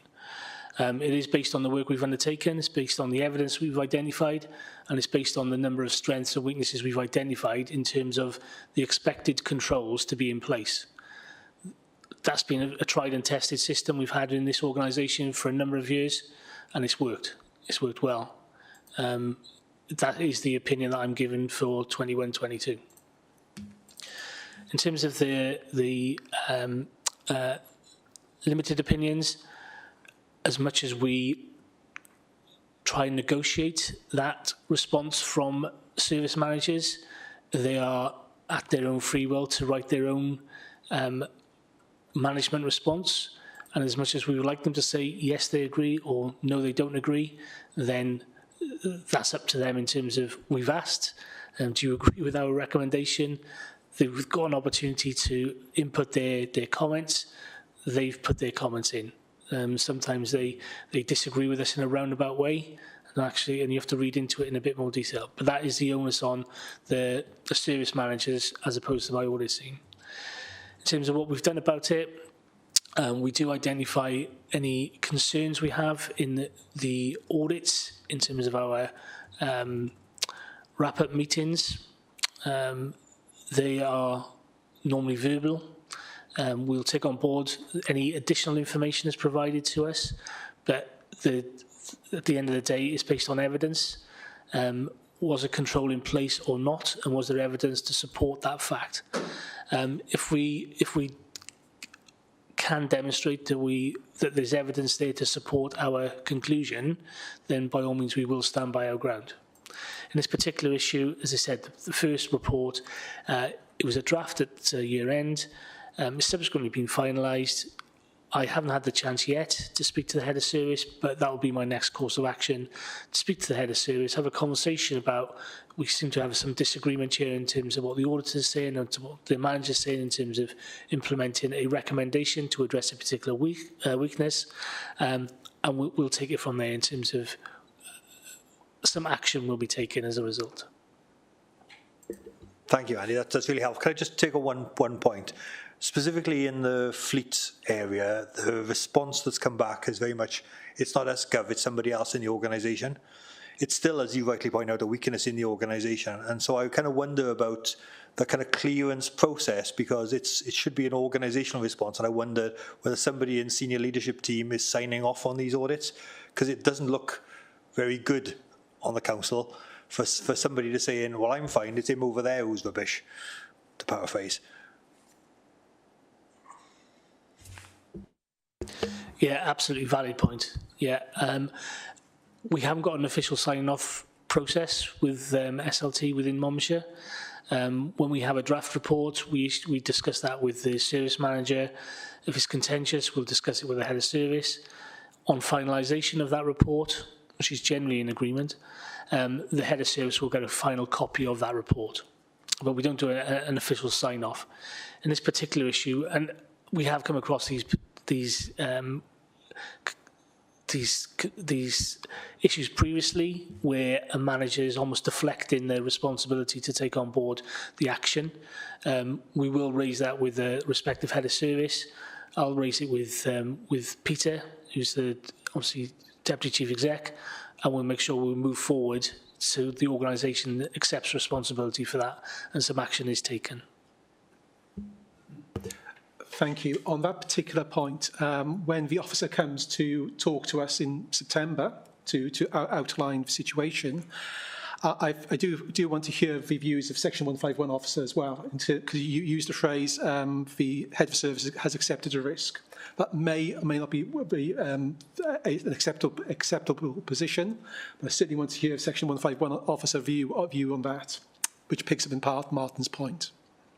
Thank you. Let's move on to Ian Chandler, please. Yeah, thank you, Chair. Yeah, and thank you for that, actually, because I was satisfied to have the Councillor Murphy's recommendation of calling them in, because I do think it's really important.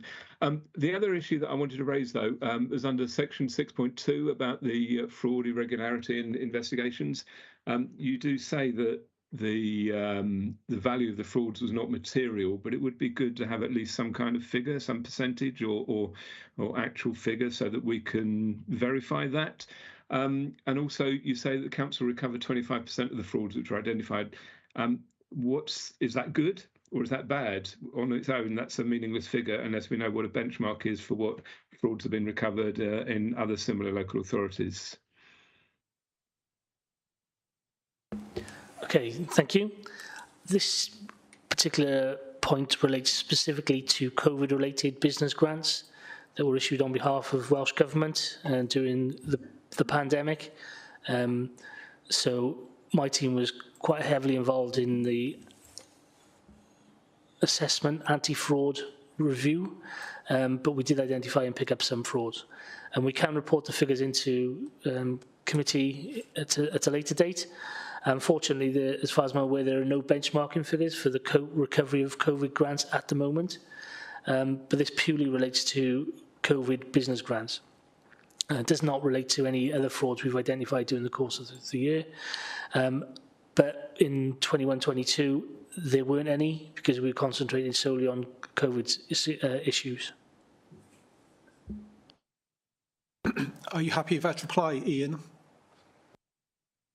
I can understand the challenges, but at some point it would be good to have some actual figures to there. But I'm content at this stage. Thank you. Okay, let's move to Colin, please. Yes, Andrew. It's a similar point to Ian's, really. I note that the Institute of Chartered Accountants described the issue nationally as significant with fraud in regard to those grants. I know that various organisations that are involved in fraud investigation are under huge pressure, such as Action Fraud, and obviously the work that was done is given as a significant reason for the number of audits that haven't been achieved. So I wondered if there were any lessons learned from that process moving forward that could make us perhaps more robust to that, or whether you might say that it's more an issue that the grants needed to be made in good time, and that's really what allowed the fraud to take place. Rather, well, I don't know whether I'm answering the question for you, but if you could comment on that. Okay, thank you. In this circumstance, there was a massive impetus to pay the grants out to help local businesses, and that was key. That was a key message coming from Welsh Government. It was a key message from Monmouthshire Council. It was to support local businesses who suffered the brunt end of a pandemic. So that was the key. My team got involved in assessing the grants and applications that were coming through. Systems were developed very rapidly to enable the payment of those grants out to local businesses. Where we did identify any particular frauds, then they were referred to the police. So in terms of the recovery, that was out of our hands. They were dealt with by obviously the police, who have got a wider remit than us within internal audit. But we also contacted our bank, and where possible, we liaised with our bank and their fraud team, and we managed to recover some of that money. From speaking locally to the police, it was a wider problem than just Monmouthshire. It was UK-wide, and it was very, very, very organised. When we hand it over to the police, then they undertake their remit, and they don't really involve us as much. In terms of lessons learned, yeah, there's always lessons to be learned. We can always do things better. We can always do things more efficiently and more effectively. But the team were very involved at an early stage, assessing the applications that were coming through and challenging quite robustly some of those applications because the information wasn't being provided. So I think we did a really good job in identifying the frauds that we did, because some of the applications, even when they were challenged, didn't back off, and some of them got their local councillors involved and even their MPs involved to bang the drum and insist that the grant was being paid. And my team insisted on the appropriate evidence being provided before we could pay some of those grants. Unfortunately, the robustness of those systems weren't in place from day one, because, as I said, there was a very strong message from Welsh Government to pay these and support these local businesses promptly to start with. I hope that helps. You happy with that, Colin? Yes, thank you, Andrew. Okay, thank you.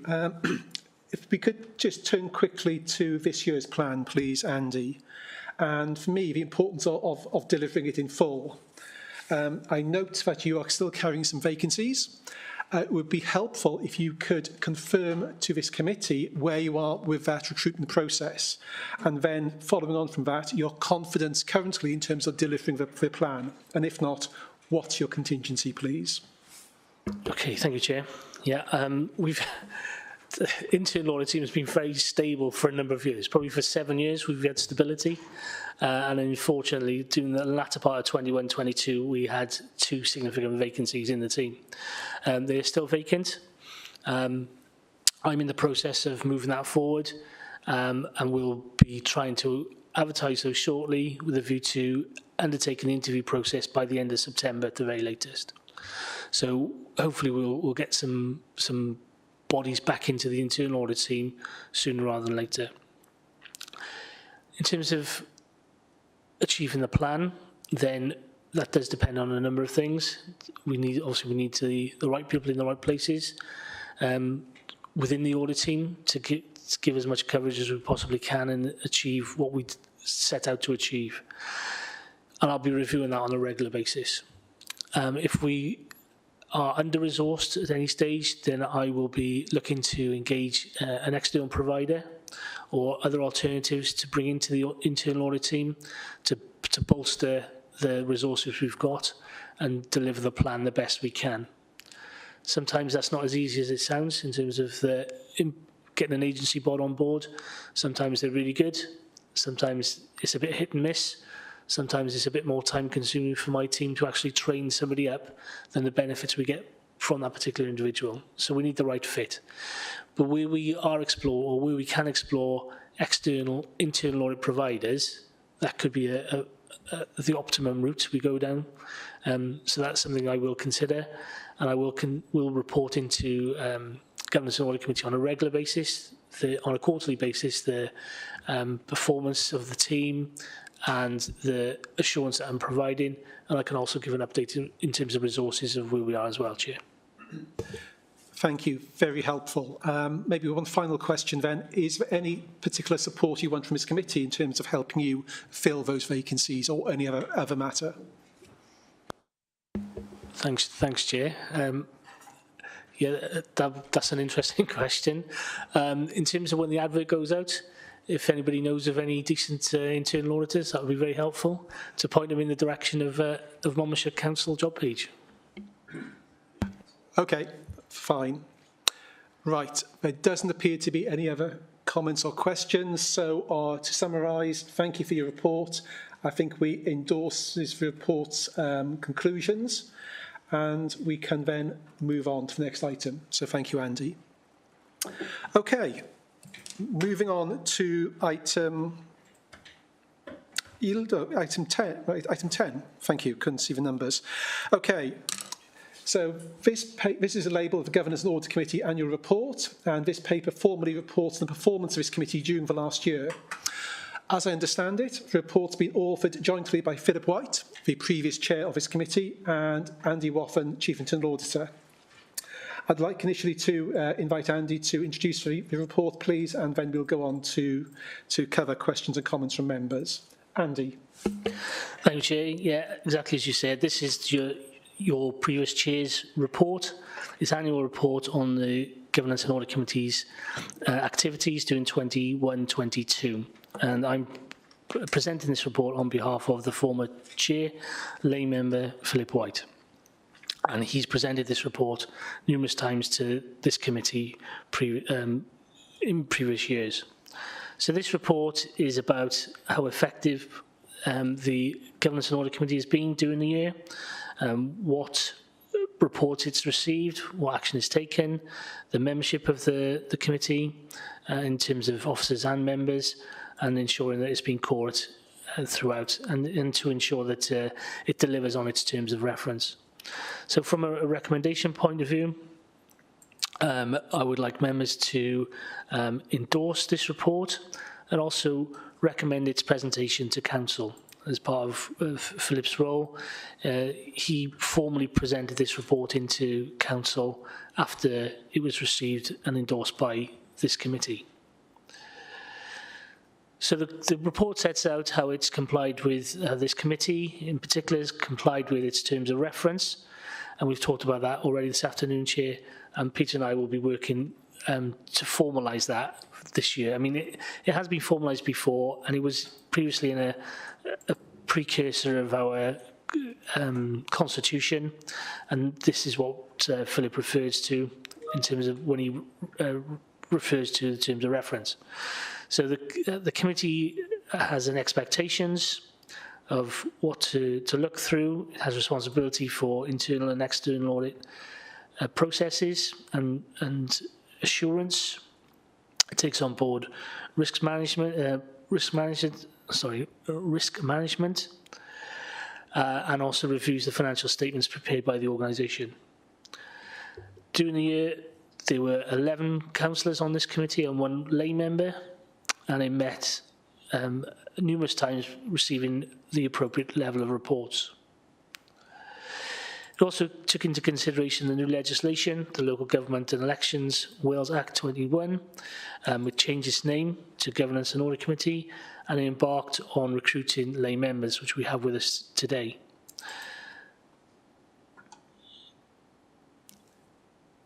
In terms of the actual meetings, then the committee met 7 times and was well supported both by members and officers. One of the items that the committee introduced was the action list, which you'll see on your agenda today, and we've gone through already this afternoon, which is a good idea in terms of holding the officers to account in what was agreed in committee, in terms of presenting the reports, officers asking questions, and expecting some action to be taken as a result to demonstrate some improvements. That has been introduced by this committee. Officers have embraced it, and hopefully you will see that as a benefit moving forward. They added an additional training session, in particular, to introduce the Local Government and Elections Wales Act 2021 and the impact that would have on this particular committee. As I said, we did go through a process of recruitment, of getting lay members on board, and we're still 1 lay member short. So we will be picking that up in due course and contacting the members who volunteered to sit on that panel, and we'll be taking that forward. So in terms of its terms of reference, to oversee the authority's internal and external audit arrangements, it received the relevant reports. To review and assess the risk management process, again received the appropriate reports from both internal audit, external audit, and comments and challenges those reports during the year. To review and scrutinise the authority's financial affairs, to make reports and recommendations, it did that by receiving the respective financial reports presented by John, and as he has done this afternoon. So overall, a fairly positive picture, Chair. Happy to take any questions on behalf of the former Chair of this committee. Thank you, Andy. So, to me, the report looks very well balanced, and based on my limited knowledge of the previous activities of the committee, it looks reasonable. But it'd be very helpful from my perspective, and maybe for other new members of this committee, to hear the views of those members who sat on the committee last year. So I think that's Councillors Malcolm Lane, Phil Murphy and Tony Eason. Have you any comments to make at this stage, please? Yeah, yes, I'll come in, Chair. Yeah, I agree with you. It does seem balanced. I think it was well chaired by Philip White. He had a good understanding of what was going on. He followed everything through. So yeah, overall, I think it's pretty good for balanced report.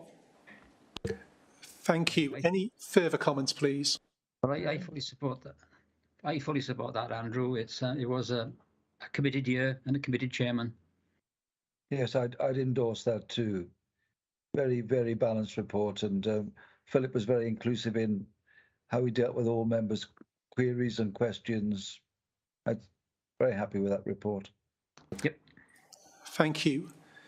Any other comments or questions, please, before we move to endorse the report's conclusions and recommend its presentation to Council?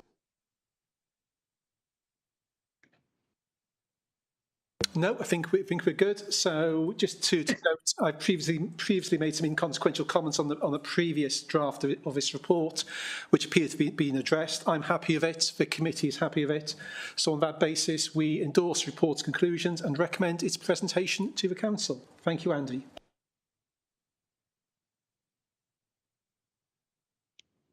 Right, we are on the home straight. and indeed the highlight of the meeting, the Council's draft self-assessment report. Let me say a few words by means of introduction. I'm sure much work has gone into this report, both its planning and execution. And it looks like the draft report's been very carefully crafted. So initially, thanks to Richard and the team for the work they've done in getting it to this stage. It contains much important information, which I'm sure will inform the development of the corporate plan, and that's a critical document. This agenda item is being introduced by Richard Jones, Performance Manager. Richard, when introducing the paper, please help us understand what particular feedback you would appreciate ahead of its submission to the full council. And in paragraph 2.1 of your paper, you suggest that we could recommend changes to the conclusions or actions. I'm slightly unclear in terms of how we can do that, but any guidance you can provide in terms of the precise feedback we can usefully provide and expectations of this committee would be particularly helpful. I say that because, from my understanding, I think this committee is more focused on the process followed for the development of this report, and in particular to ensure that there's been no sort of undue confirmation bias or undue optimism in developing the report. And for me personally, I'd like to understand the level and quality of challenge during a process which allows an honest evaluation to emerge at the back end. Those are my thoughts, but please, Richard, would you like to introduce the paper, please? Thank you, Chair. Good afternoon, everyone. Thank you for that kind introduction. I'll also introduce my colleague, Emma Davis, who is the person who's put a lot of that time and effort into putting together a report for colleagues and joins us remotely as well. I'll cover those points as part of my introduction, if that's okay. I'll cover briefly what the report covers, the process, and then coming on to the point you raised here about your role in assessing the effectiveness of the process that's been undertaken. Just as a reminder, the self-assessment is a new requirement for Welsh local authorities, created as part of the Local Government Elections Act, and the Council has a duty to publish a report setting out the findings and conclusions of the self-assessment once in respect of every financial year. And this report provides the committee with the Council's first self-assessment report and the legislation covering the year 2021-2022. So the process followed, we introduced it to you at your last meeting, and it's covered there in Appendix 2 of the full self-assessment report as well. To briefly set out what it covers and some of the challenge that's been undertaken through the process. So evidence was pulled together from a range of sources and compiled at a directorate level, and that pulled together information from a range of different sources, mainly existing sources, including those sourced externally, so things such as the annual governance statement, which I know you considered as part of your last meeting, and also things such as audit and regulatory reports as well, which you receive and has received previously as well as a committee. So that evidence which was collated was then explored further and challenged where necessary at a series of workshops with service areas. And the focus of those was to answer key questions about the achievement of the Council's outcomes and also the effectiveness of processes in place. Following those workshops, the evidence was then further reviewed and challenged by additional range of parties, as included our internal audit colleagues and also some of our colleagues from scrutiny, as well as members of the Council's senior leadership team. And that was then collated into the self-assessment report you see before you today.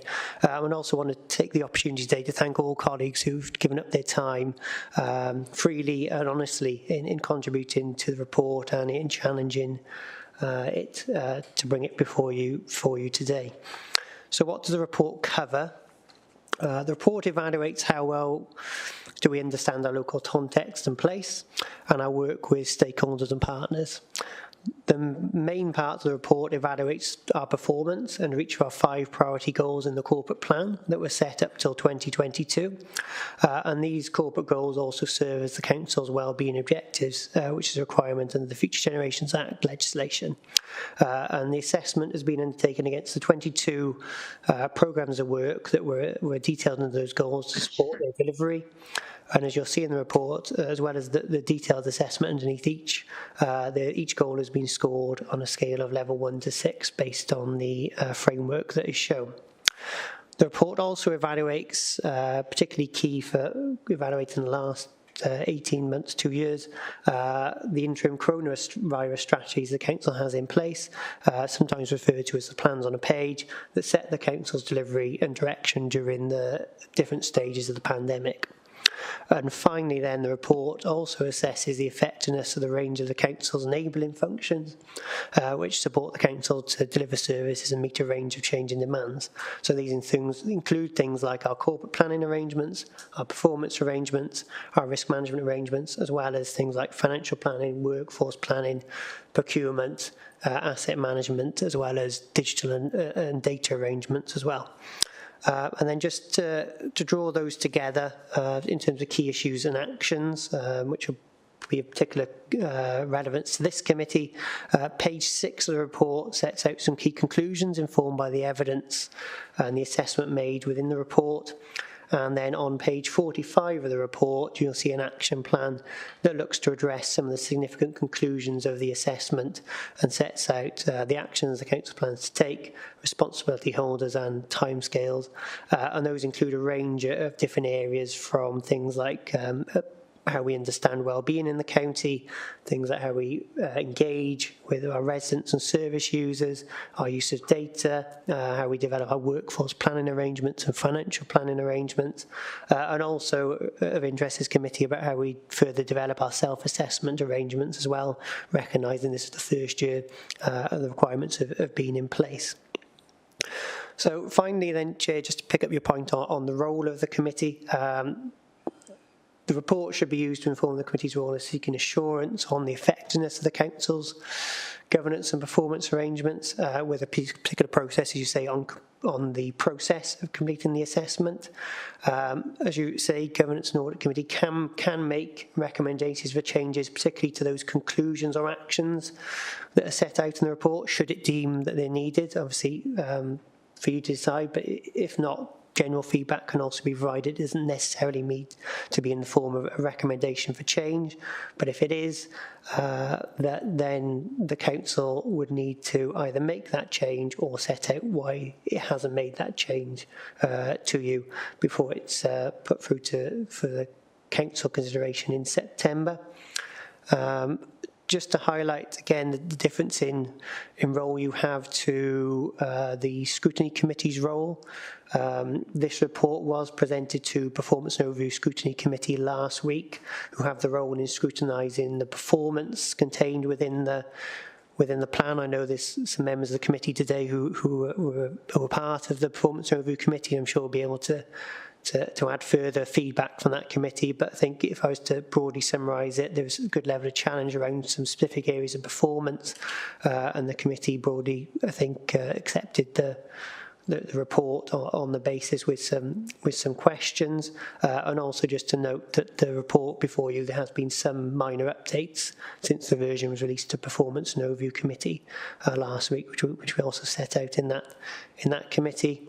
And then finally, just in terms of next steps, following your review today, the report will go to Council at its meeting on the 22nd of September, and supplementary to this process will be a panel performance assessment, which will happen once in the electoral cycle, and that's also a new requirement set out by the Local Government Elections Act legislation. So hopefully that gives you an overview about the process we went through, again, building on last time, what the report covers, some of the key issues and actions that come out of it, and also a bit of an understanding about your role, and also your role as distinct to the one that Scrutiny played and did play last week in challenging the performance of the report. So happy to take any questions, Chair, as the members have them. Thank you, Richard. Much information there, really helpful voiceover. I'll throw this now over to questions and comments from members.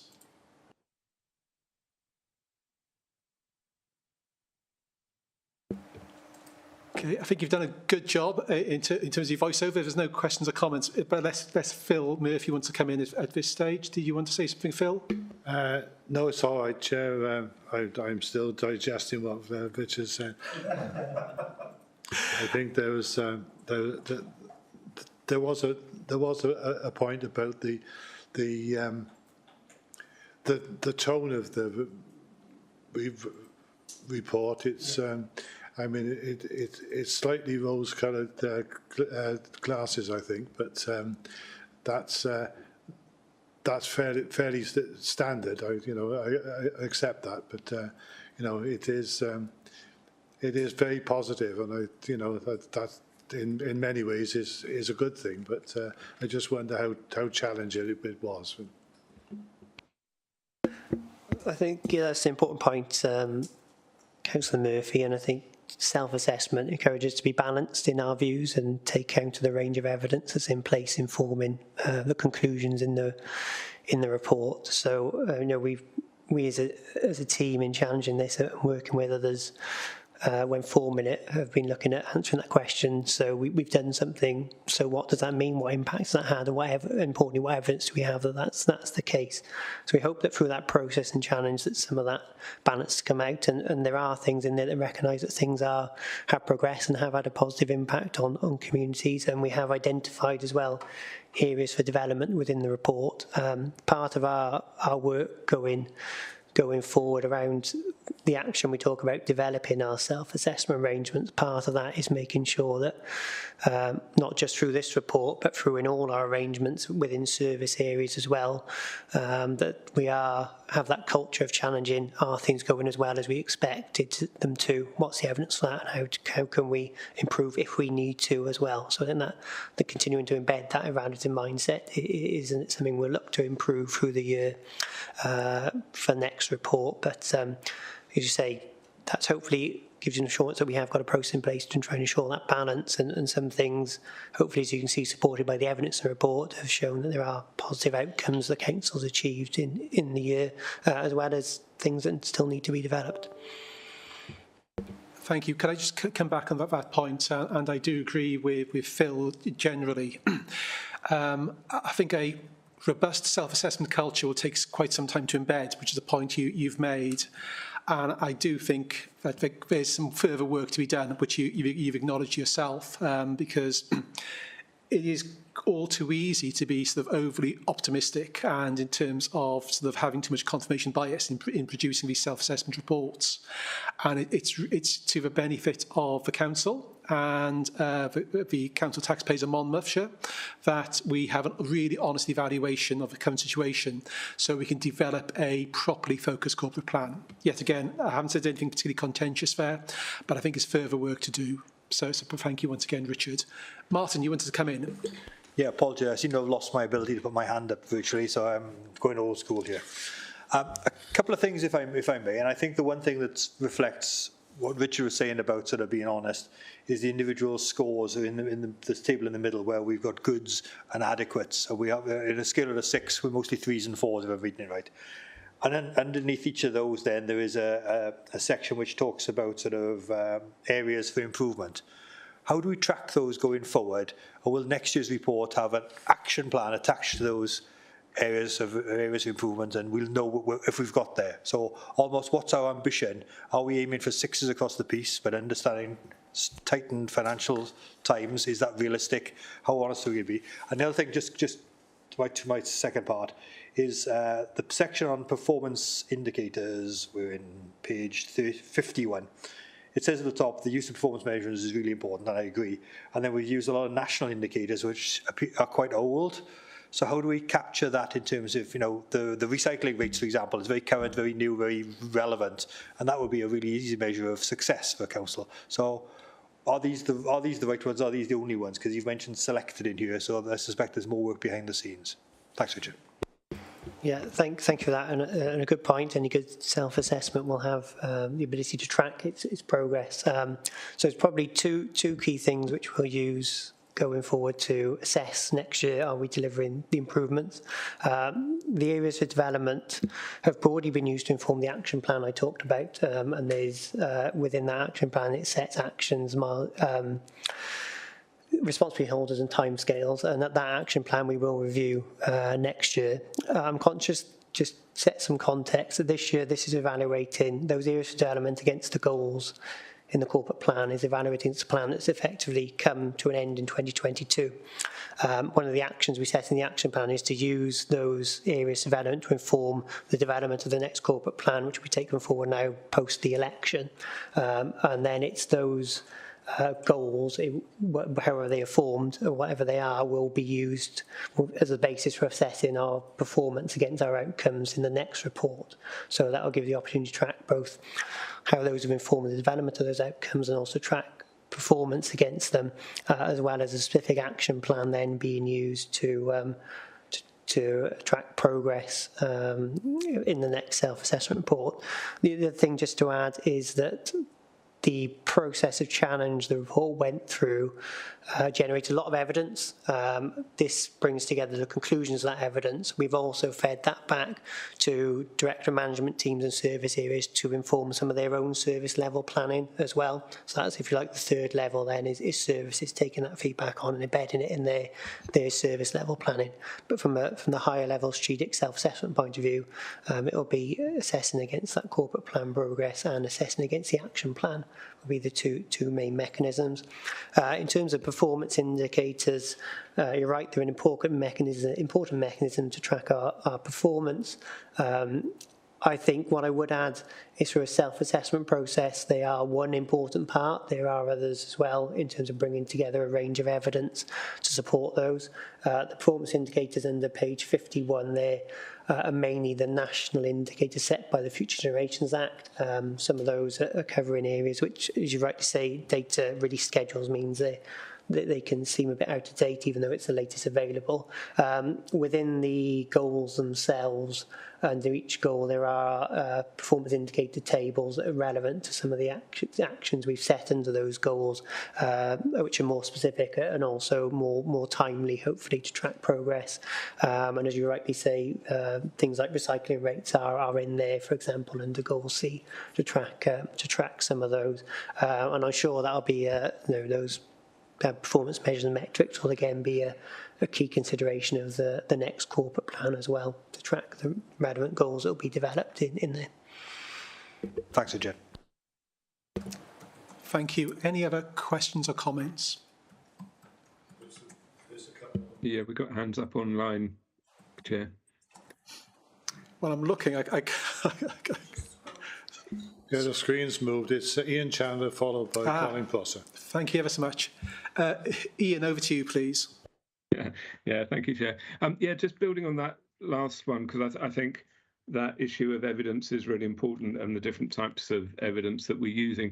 And forgive me if it's covered in the report and I've missed it, but I'm looking at the process for the self-assessment, and I understand that the self-assessment report is primarily looking at an overview of council performance rather than drilling down into individual service areas. And those self-assessment workshops are primarily internal, but to what extent are we also not just looking at some of those hard data that you've just indicated in those indicators, but are those individual service areas also going through a process of consulting with service users and in fact service non-users in order to get a citizen's view on the performance of those services, which are then fed into the self-assessment? Because I feel it's I'm not saying it's sort of people marking their own homework, but there does need to be an extent that we are also accountable to residents in the county and what their views are, but how we manage that in an effective way. So it's not just the loudest voices, but it's the actual a planned approach to consultation and assessment involving residents. Yeah, thanks. And yeah, building on said earlier, I think it is important we do consider that range of evidence, both quantitative, qualitative, and feedback from residents, feedback from other external organisations, our partners as well, as part of the process. As part of those workshops, they did consider a range of evidence, including the views where they're available of service users to factor into them. One example probably of that is within social care. I think it's under Gold D, where they do a service user questionnaire to gain feedback from their service users, and that's factored in then to the self-assessment. Whilst recognising that has performed part of the assessment, one of the actions we do have is about increasing how we can engage and participate with residents and service users, and how those views feed into both our forward planning as well as our evaluation of existing services as well. So again, I think the point talks to an action in the action plan there about strengthening that. Again, hopefully the committee can see that where they are available, those views of service users have also been considered within parts of the report as well. Thank you. Could I just follow up, just because I think it's also important to talk to people who are not service users. I mean, obviously with social care, there's not so much choice, but just to take a more trivial example, library users, it's no use just asking people who go to the library what they think of the library services. You need to ask people who don't go to the library why they don't go to the library service. Just using that as a very trivial example. Otherwise, you're only going to get a very self-selecting level of data. Yeah, I agree, and I think that's probably just my use of service users as well. That I think the action is broad about engagement with residents, engagement with communities, about what's working well, how well-being is in the area, and how that can improve our planning going forward, and reflecting on our services as well. Obviously, service users will be part of that, but broader engagement with residents as well, it is part of that. So apologies, I probably didn't make that clear in my reply. Okay, thank you. Colin, please. Yes, thanks. Hi, Richard. Yeah, I just want to touch briefly on a couple of the numbers. On page 25, we were talking about waste. It says that we continue to exceed our recycling target. So obviously we need a higher target there, it would appear.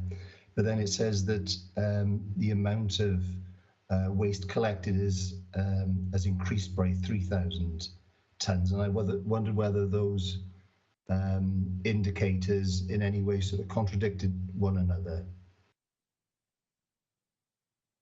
Yeah, I don't know, Emma, if you've got anything to add on that, having worked with the service. Do you want to add to that one? Yeah, the target that's set there is the Welsh Government target, and we've actually spoken to the recycling team about sort of internal ongoing targets, if you like, because I think it's for 2025. Correct me if I'm wrong. And I think that's potentially something that they're looking at. I don't know anything more specific than that, I'm afraid, but certainly can come back to you with more information going forward. And I know the increase in the overall waste is something that they're also looking at. I'm afraid I couldn't comment on the relationship between the two. Apologies, but again, something that we can take back to them to make inquiries about. Yeah, I mean, I thought it might, it might correlate with things like fly tipping and extra collections that you might have made like that, but yeah, and then sorry if I could, I've just got a few. Then at page 36, it says that the absence rate has gone from 10 to 14.4%, and that a significant variation would be addressed, and that appears to me to be a significant variation. But I wonder whether that was then inside a COVID number, which may not then be so significant.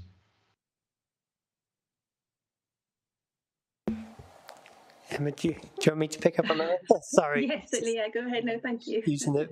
I think just probably to add, coming back to the recycling one as well, I think there's a good example there where you've got the recycling rate indicator showing an improvement in the rate, and then the tonnage collected showing an actual increase. That's where it's important using multiple data sources to understand the performance of a service you've drawn out there, Colin, because obviously is it helpful that it's important that the rate is going up, but actually if more wastage is being generated in the first place, that's something to also look at in terms of achieving outcomes of reducing, waste generation, for example. So that's on that one. I think on the specifics around the turnover rate you identify, if I perhaps draw some reference then to the section on workforce planning in the report, which talks about some of the recruitment challenges we face and how we're looking to address some of those. I know colleagues in the team are looking at a range of data and evidence to inform and manage the current workforce accordingly, and ensure we've got suitable workforce both now and into the future. And I know that indicator you rightly referenced is one of those used to track to get that understanding around it. I wouldn't necessarily have the answers to why it's gone from 10 to 14, but I do know colleagues in workforce planning will be looking at that to understand, is there anything significant they need to look at in more detail to understand why that's the case, or is that part of natural turnover and change through the last period. And again, it's another example where an indicator needs to be looked at in more detail to understand the reasons why, and considered alongside a range of other factors as well as to the reasons. Hopefully some helpful context there for you, but around how some of these indicators will be used in service areas in more detail than we'll be able to reflect on in this report. That's great. Thank you. If there's just one more, if I may, which is on page 41, which concerning the procurement process and limited skills that the council has available in-house. But you then go on to say that there's a collaboration with Cardiff Council regarding procurement going forward, because obviously that's quite a significant tool for the council to deliver its functions. So I just wondered where we were with that. So we've entered into that collaboration with Cardiff, and as you rightly say, that's aimed at strengthening our procurement provision and arrangements. And I know the team there, in terms of areas for development they've identified within that section. I've talked about how within our own service areas they can improve the ownership of the procurement strategy and the role they play in delivering the objectives as well. So obviously we've got an arrangement in place with Cardiff, but there's also still a role for those procuring within our existing teams to strengthen their arrangements as well, working in collaboration with colleagues there in Cardiff where necessary, I'm sure. That's great. Thanks very much. Thank you. Right, trying to multitask, which never goes well. Okay, are there any further questions or comments? Phil again. I can just add a little bit to that, Chair. The increase in the recycling rate, I believe I'm right in saying, was due to the booking system for the transfer site. People started dumping less and recycling more because they didn't want to book, so they did it at the curbside, which was the whole idea. Thank you, that's really helpful. And I find the booking system excellent, so brilliant. And the other thing was the collaboration with Cardiff. That's an award-winning procurement service there, and they are very, very good. Thank you. Any Pete, please. Yeah, if I could just make a few general points. I think this is a very good document in that it actually talks largely in language that the public can understand and engage with. So it's very important. There are dangers always in self-assessment. I think Phil referred to rose-coloured glasses, or maybe it's more a case of seeing the glass 3/4 full rather than 1/4 empty. But self-assessment works best when the culture is right within the organisation. If you've got a blame culture, it's not going to work because people are going to cover things up. And there's a lot of evidence that that's what happens in the NHS, for example. Now, I think we do, by and large, avoid that in Monmouthshire, well, within the organisation. But we do have a blame culture amongst sections of our residents. And we have to be very, very careful with that. I mean, sometimes it stems from in fact, sometimes it's a bit subjective. It depends on what matters to you.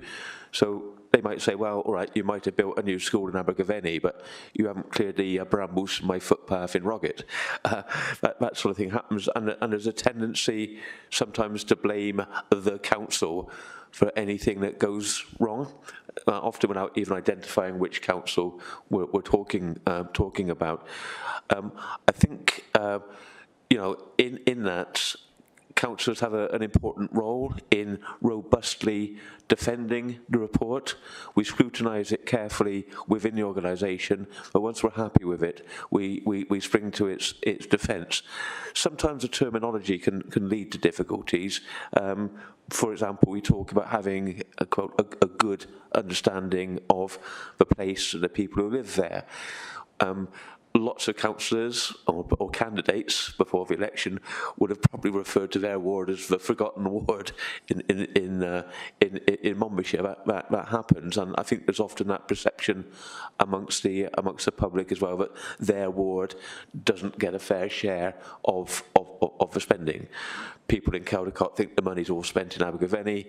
People in Abergavenny think it's all spent in Caldicot. So we have to be careful not to give rise to that sort of knee-jerk hostility to or to encourage the cynicism which is out there in many quarters. It's a difficulty of self-evaluation, but I think, on balance, I think there's an excellent report there which fulfills a really useful role. Just to finish, I mean, it is so crucial that as a council we communicate with the public. They get their council tax bill, but they need something with it to know that the council's doing a lot of really important work above and beyond the important work of collecting their bins. And this sort of report, I think, can help with that. Thank you. Thank you. Right, I can't see any more hands raised. So I think we can move to summarising. So what I've heard members say is that they generally agree with the report's conclusions. The actions do not appear unreasonable, and we have not identified any material changes required, albeit we have noted a few minor opportunities to be more precise over targets or to query one or two other minor matters. Nonetheless, on that basis, we are satisfied to recommend its presentation to the Council. So once again, Richard, Emma and team, thanks for your hard work. Okay, let's move on to the Governance and Audit Committee Forward Work Plan. You may have noticed Nicholas sent out a fuller version of that document. I'm just trying to find it. I think it's largely unchanged from a version you saw earlier this month. Yet again, as per my note from last Friday, but I'd be very happy to hear sort of comments and suggestions for further items to be added to that work plan. I'll pause there, give members the opportunity to look at the work plan and to provide any comments as appropriate.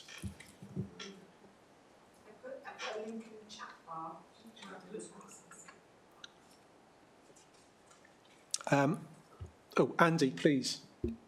Thanks, Chair. Just to add from comments from this afternoon's discussion, the invite to the managers for the limited internal audit opinions, please. Thank you. Thank you for that. Yes, good point.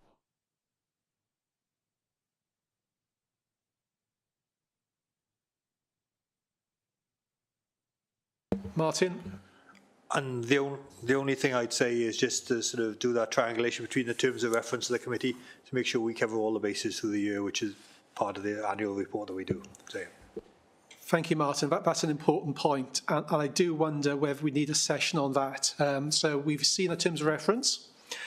We haven't had an opportunity to fully consider that formally as a committee, but I'd be very keen to understand how we intend to discharge those responsibilities and then to ensure that we're all aligned in terms of the reports, papers and information required. So if I may suggest that we have some form of review of our terms of reference at the next meeting, please. And I will work with Andy and others to draft that paper. Are there any other comments or questions, please? I don't think so. Right. Okay. Before we move to the final item, which is confirming the date of next meeting, could I just remind members that Rachel from Audit Wales has very kindly offered to do a presentation, a very short presentation on the role and responsibilities of Audit Wales, and I'd be very grateful if members could stay on if at all possible. Without further ado, let's move on. The next meeting is 8th of September. Just to note in your diaries, please. And unless there's anything else, I think the meeting is concluded. Thank you for your contributions, much appreciated. And we can close meeting, Nicola. Thank you all.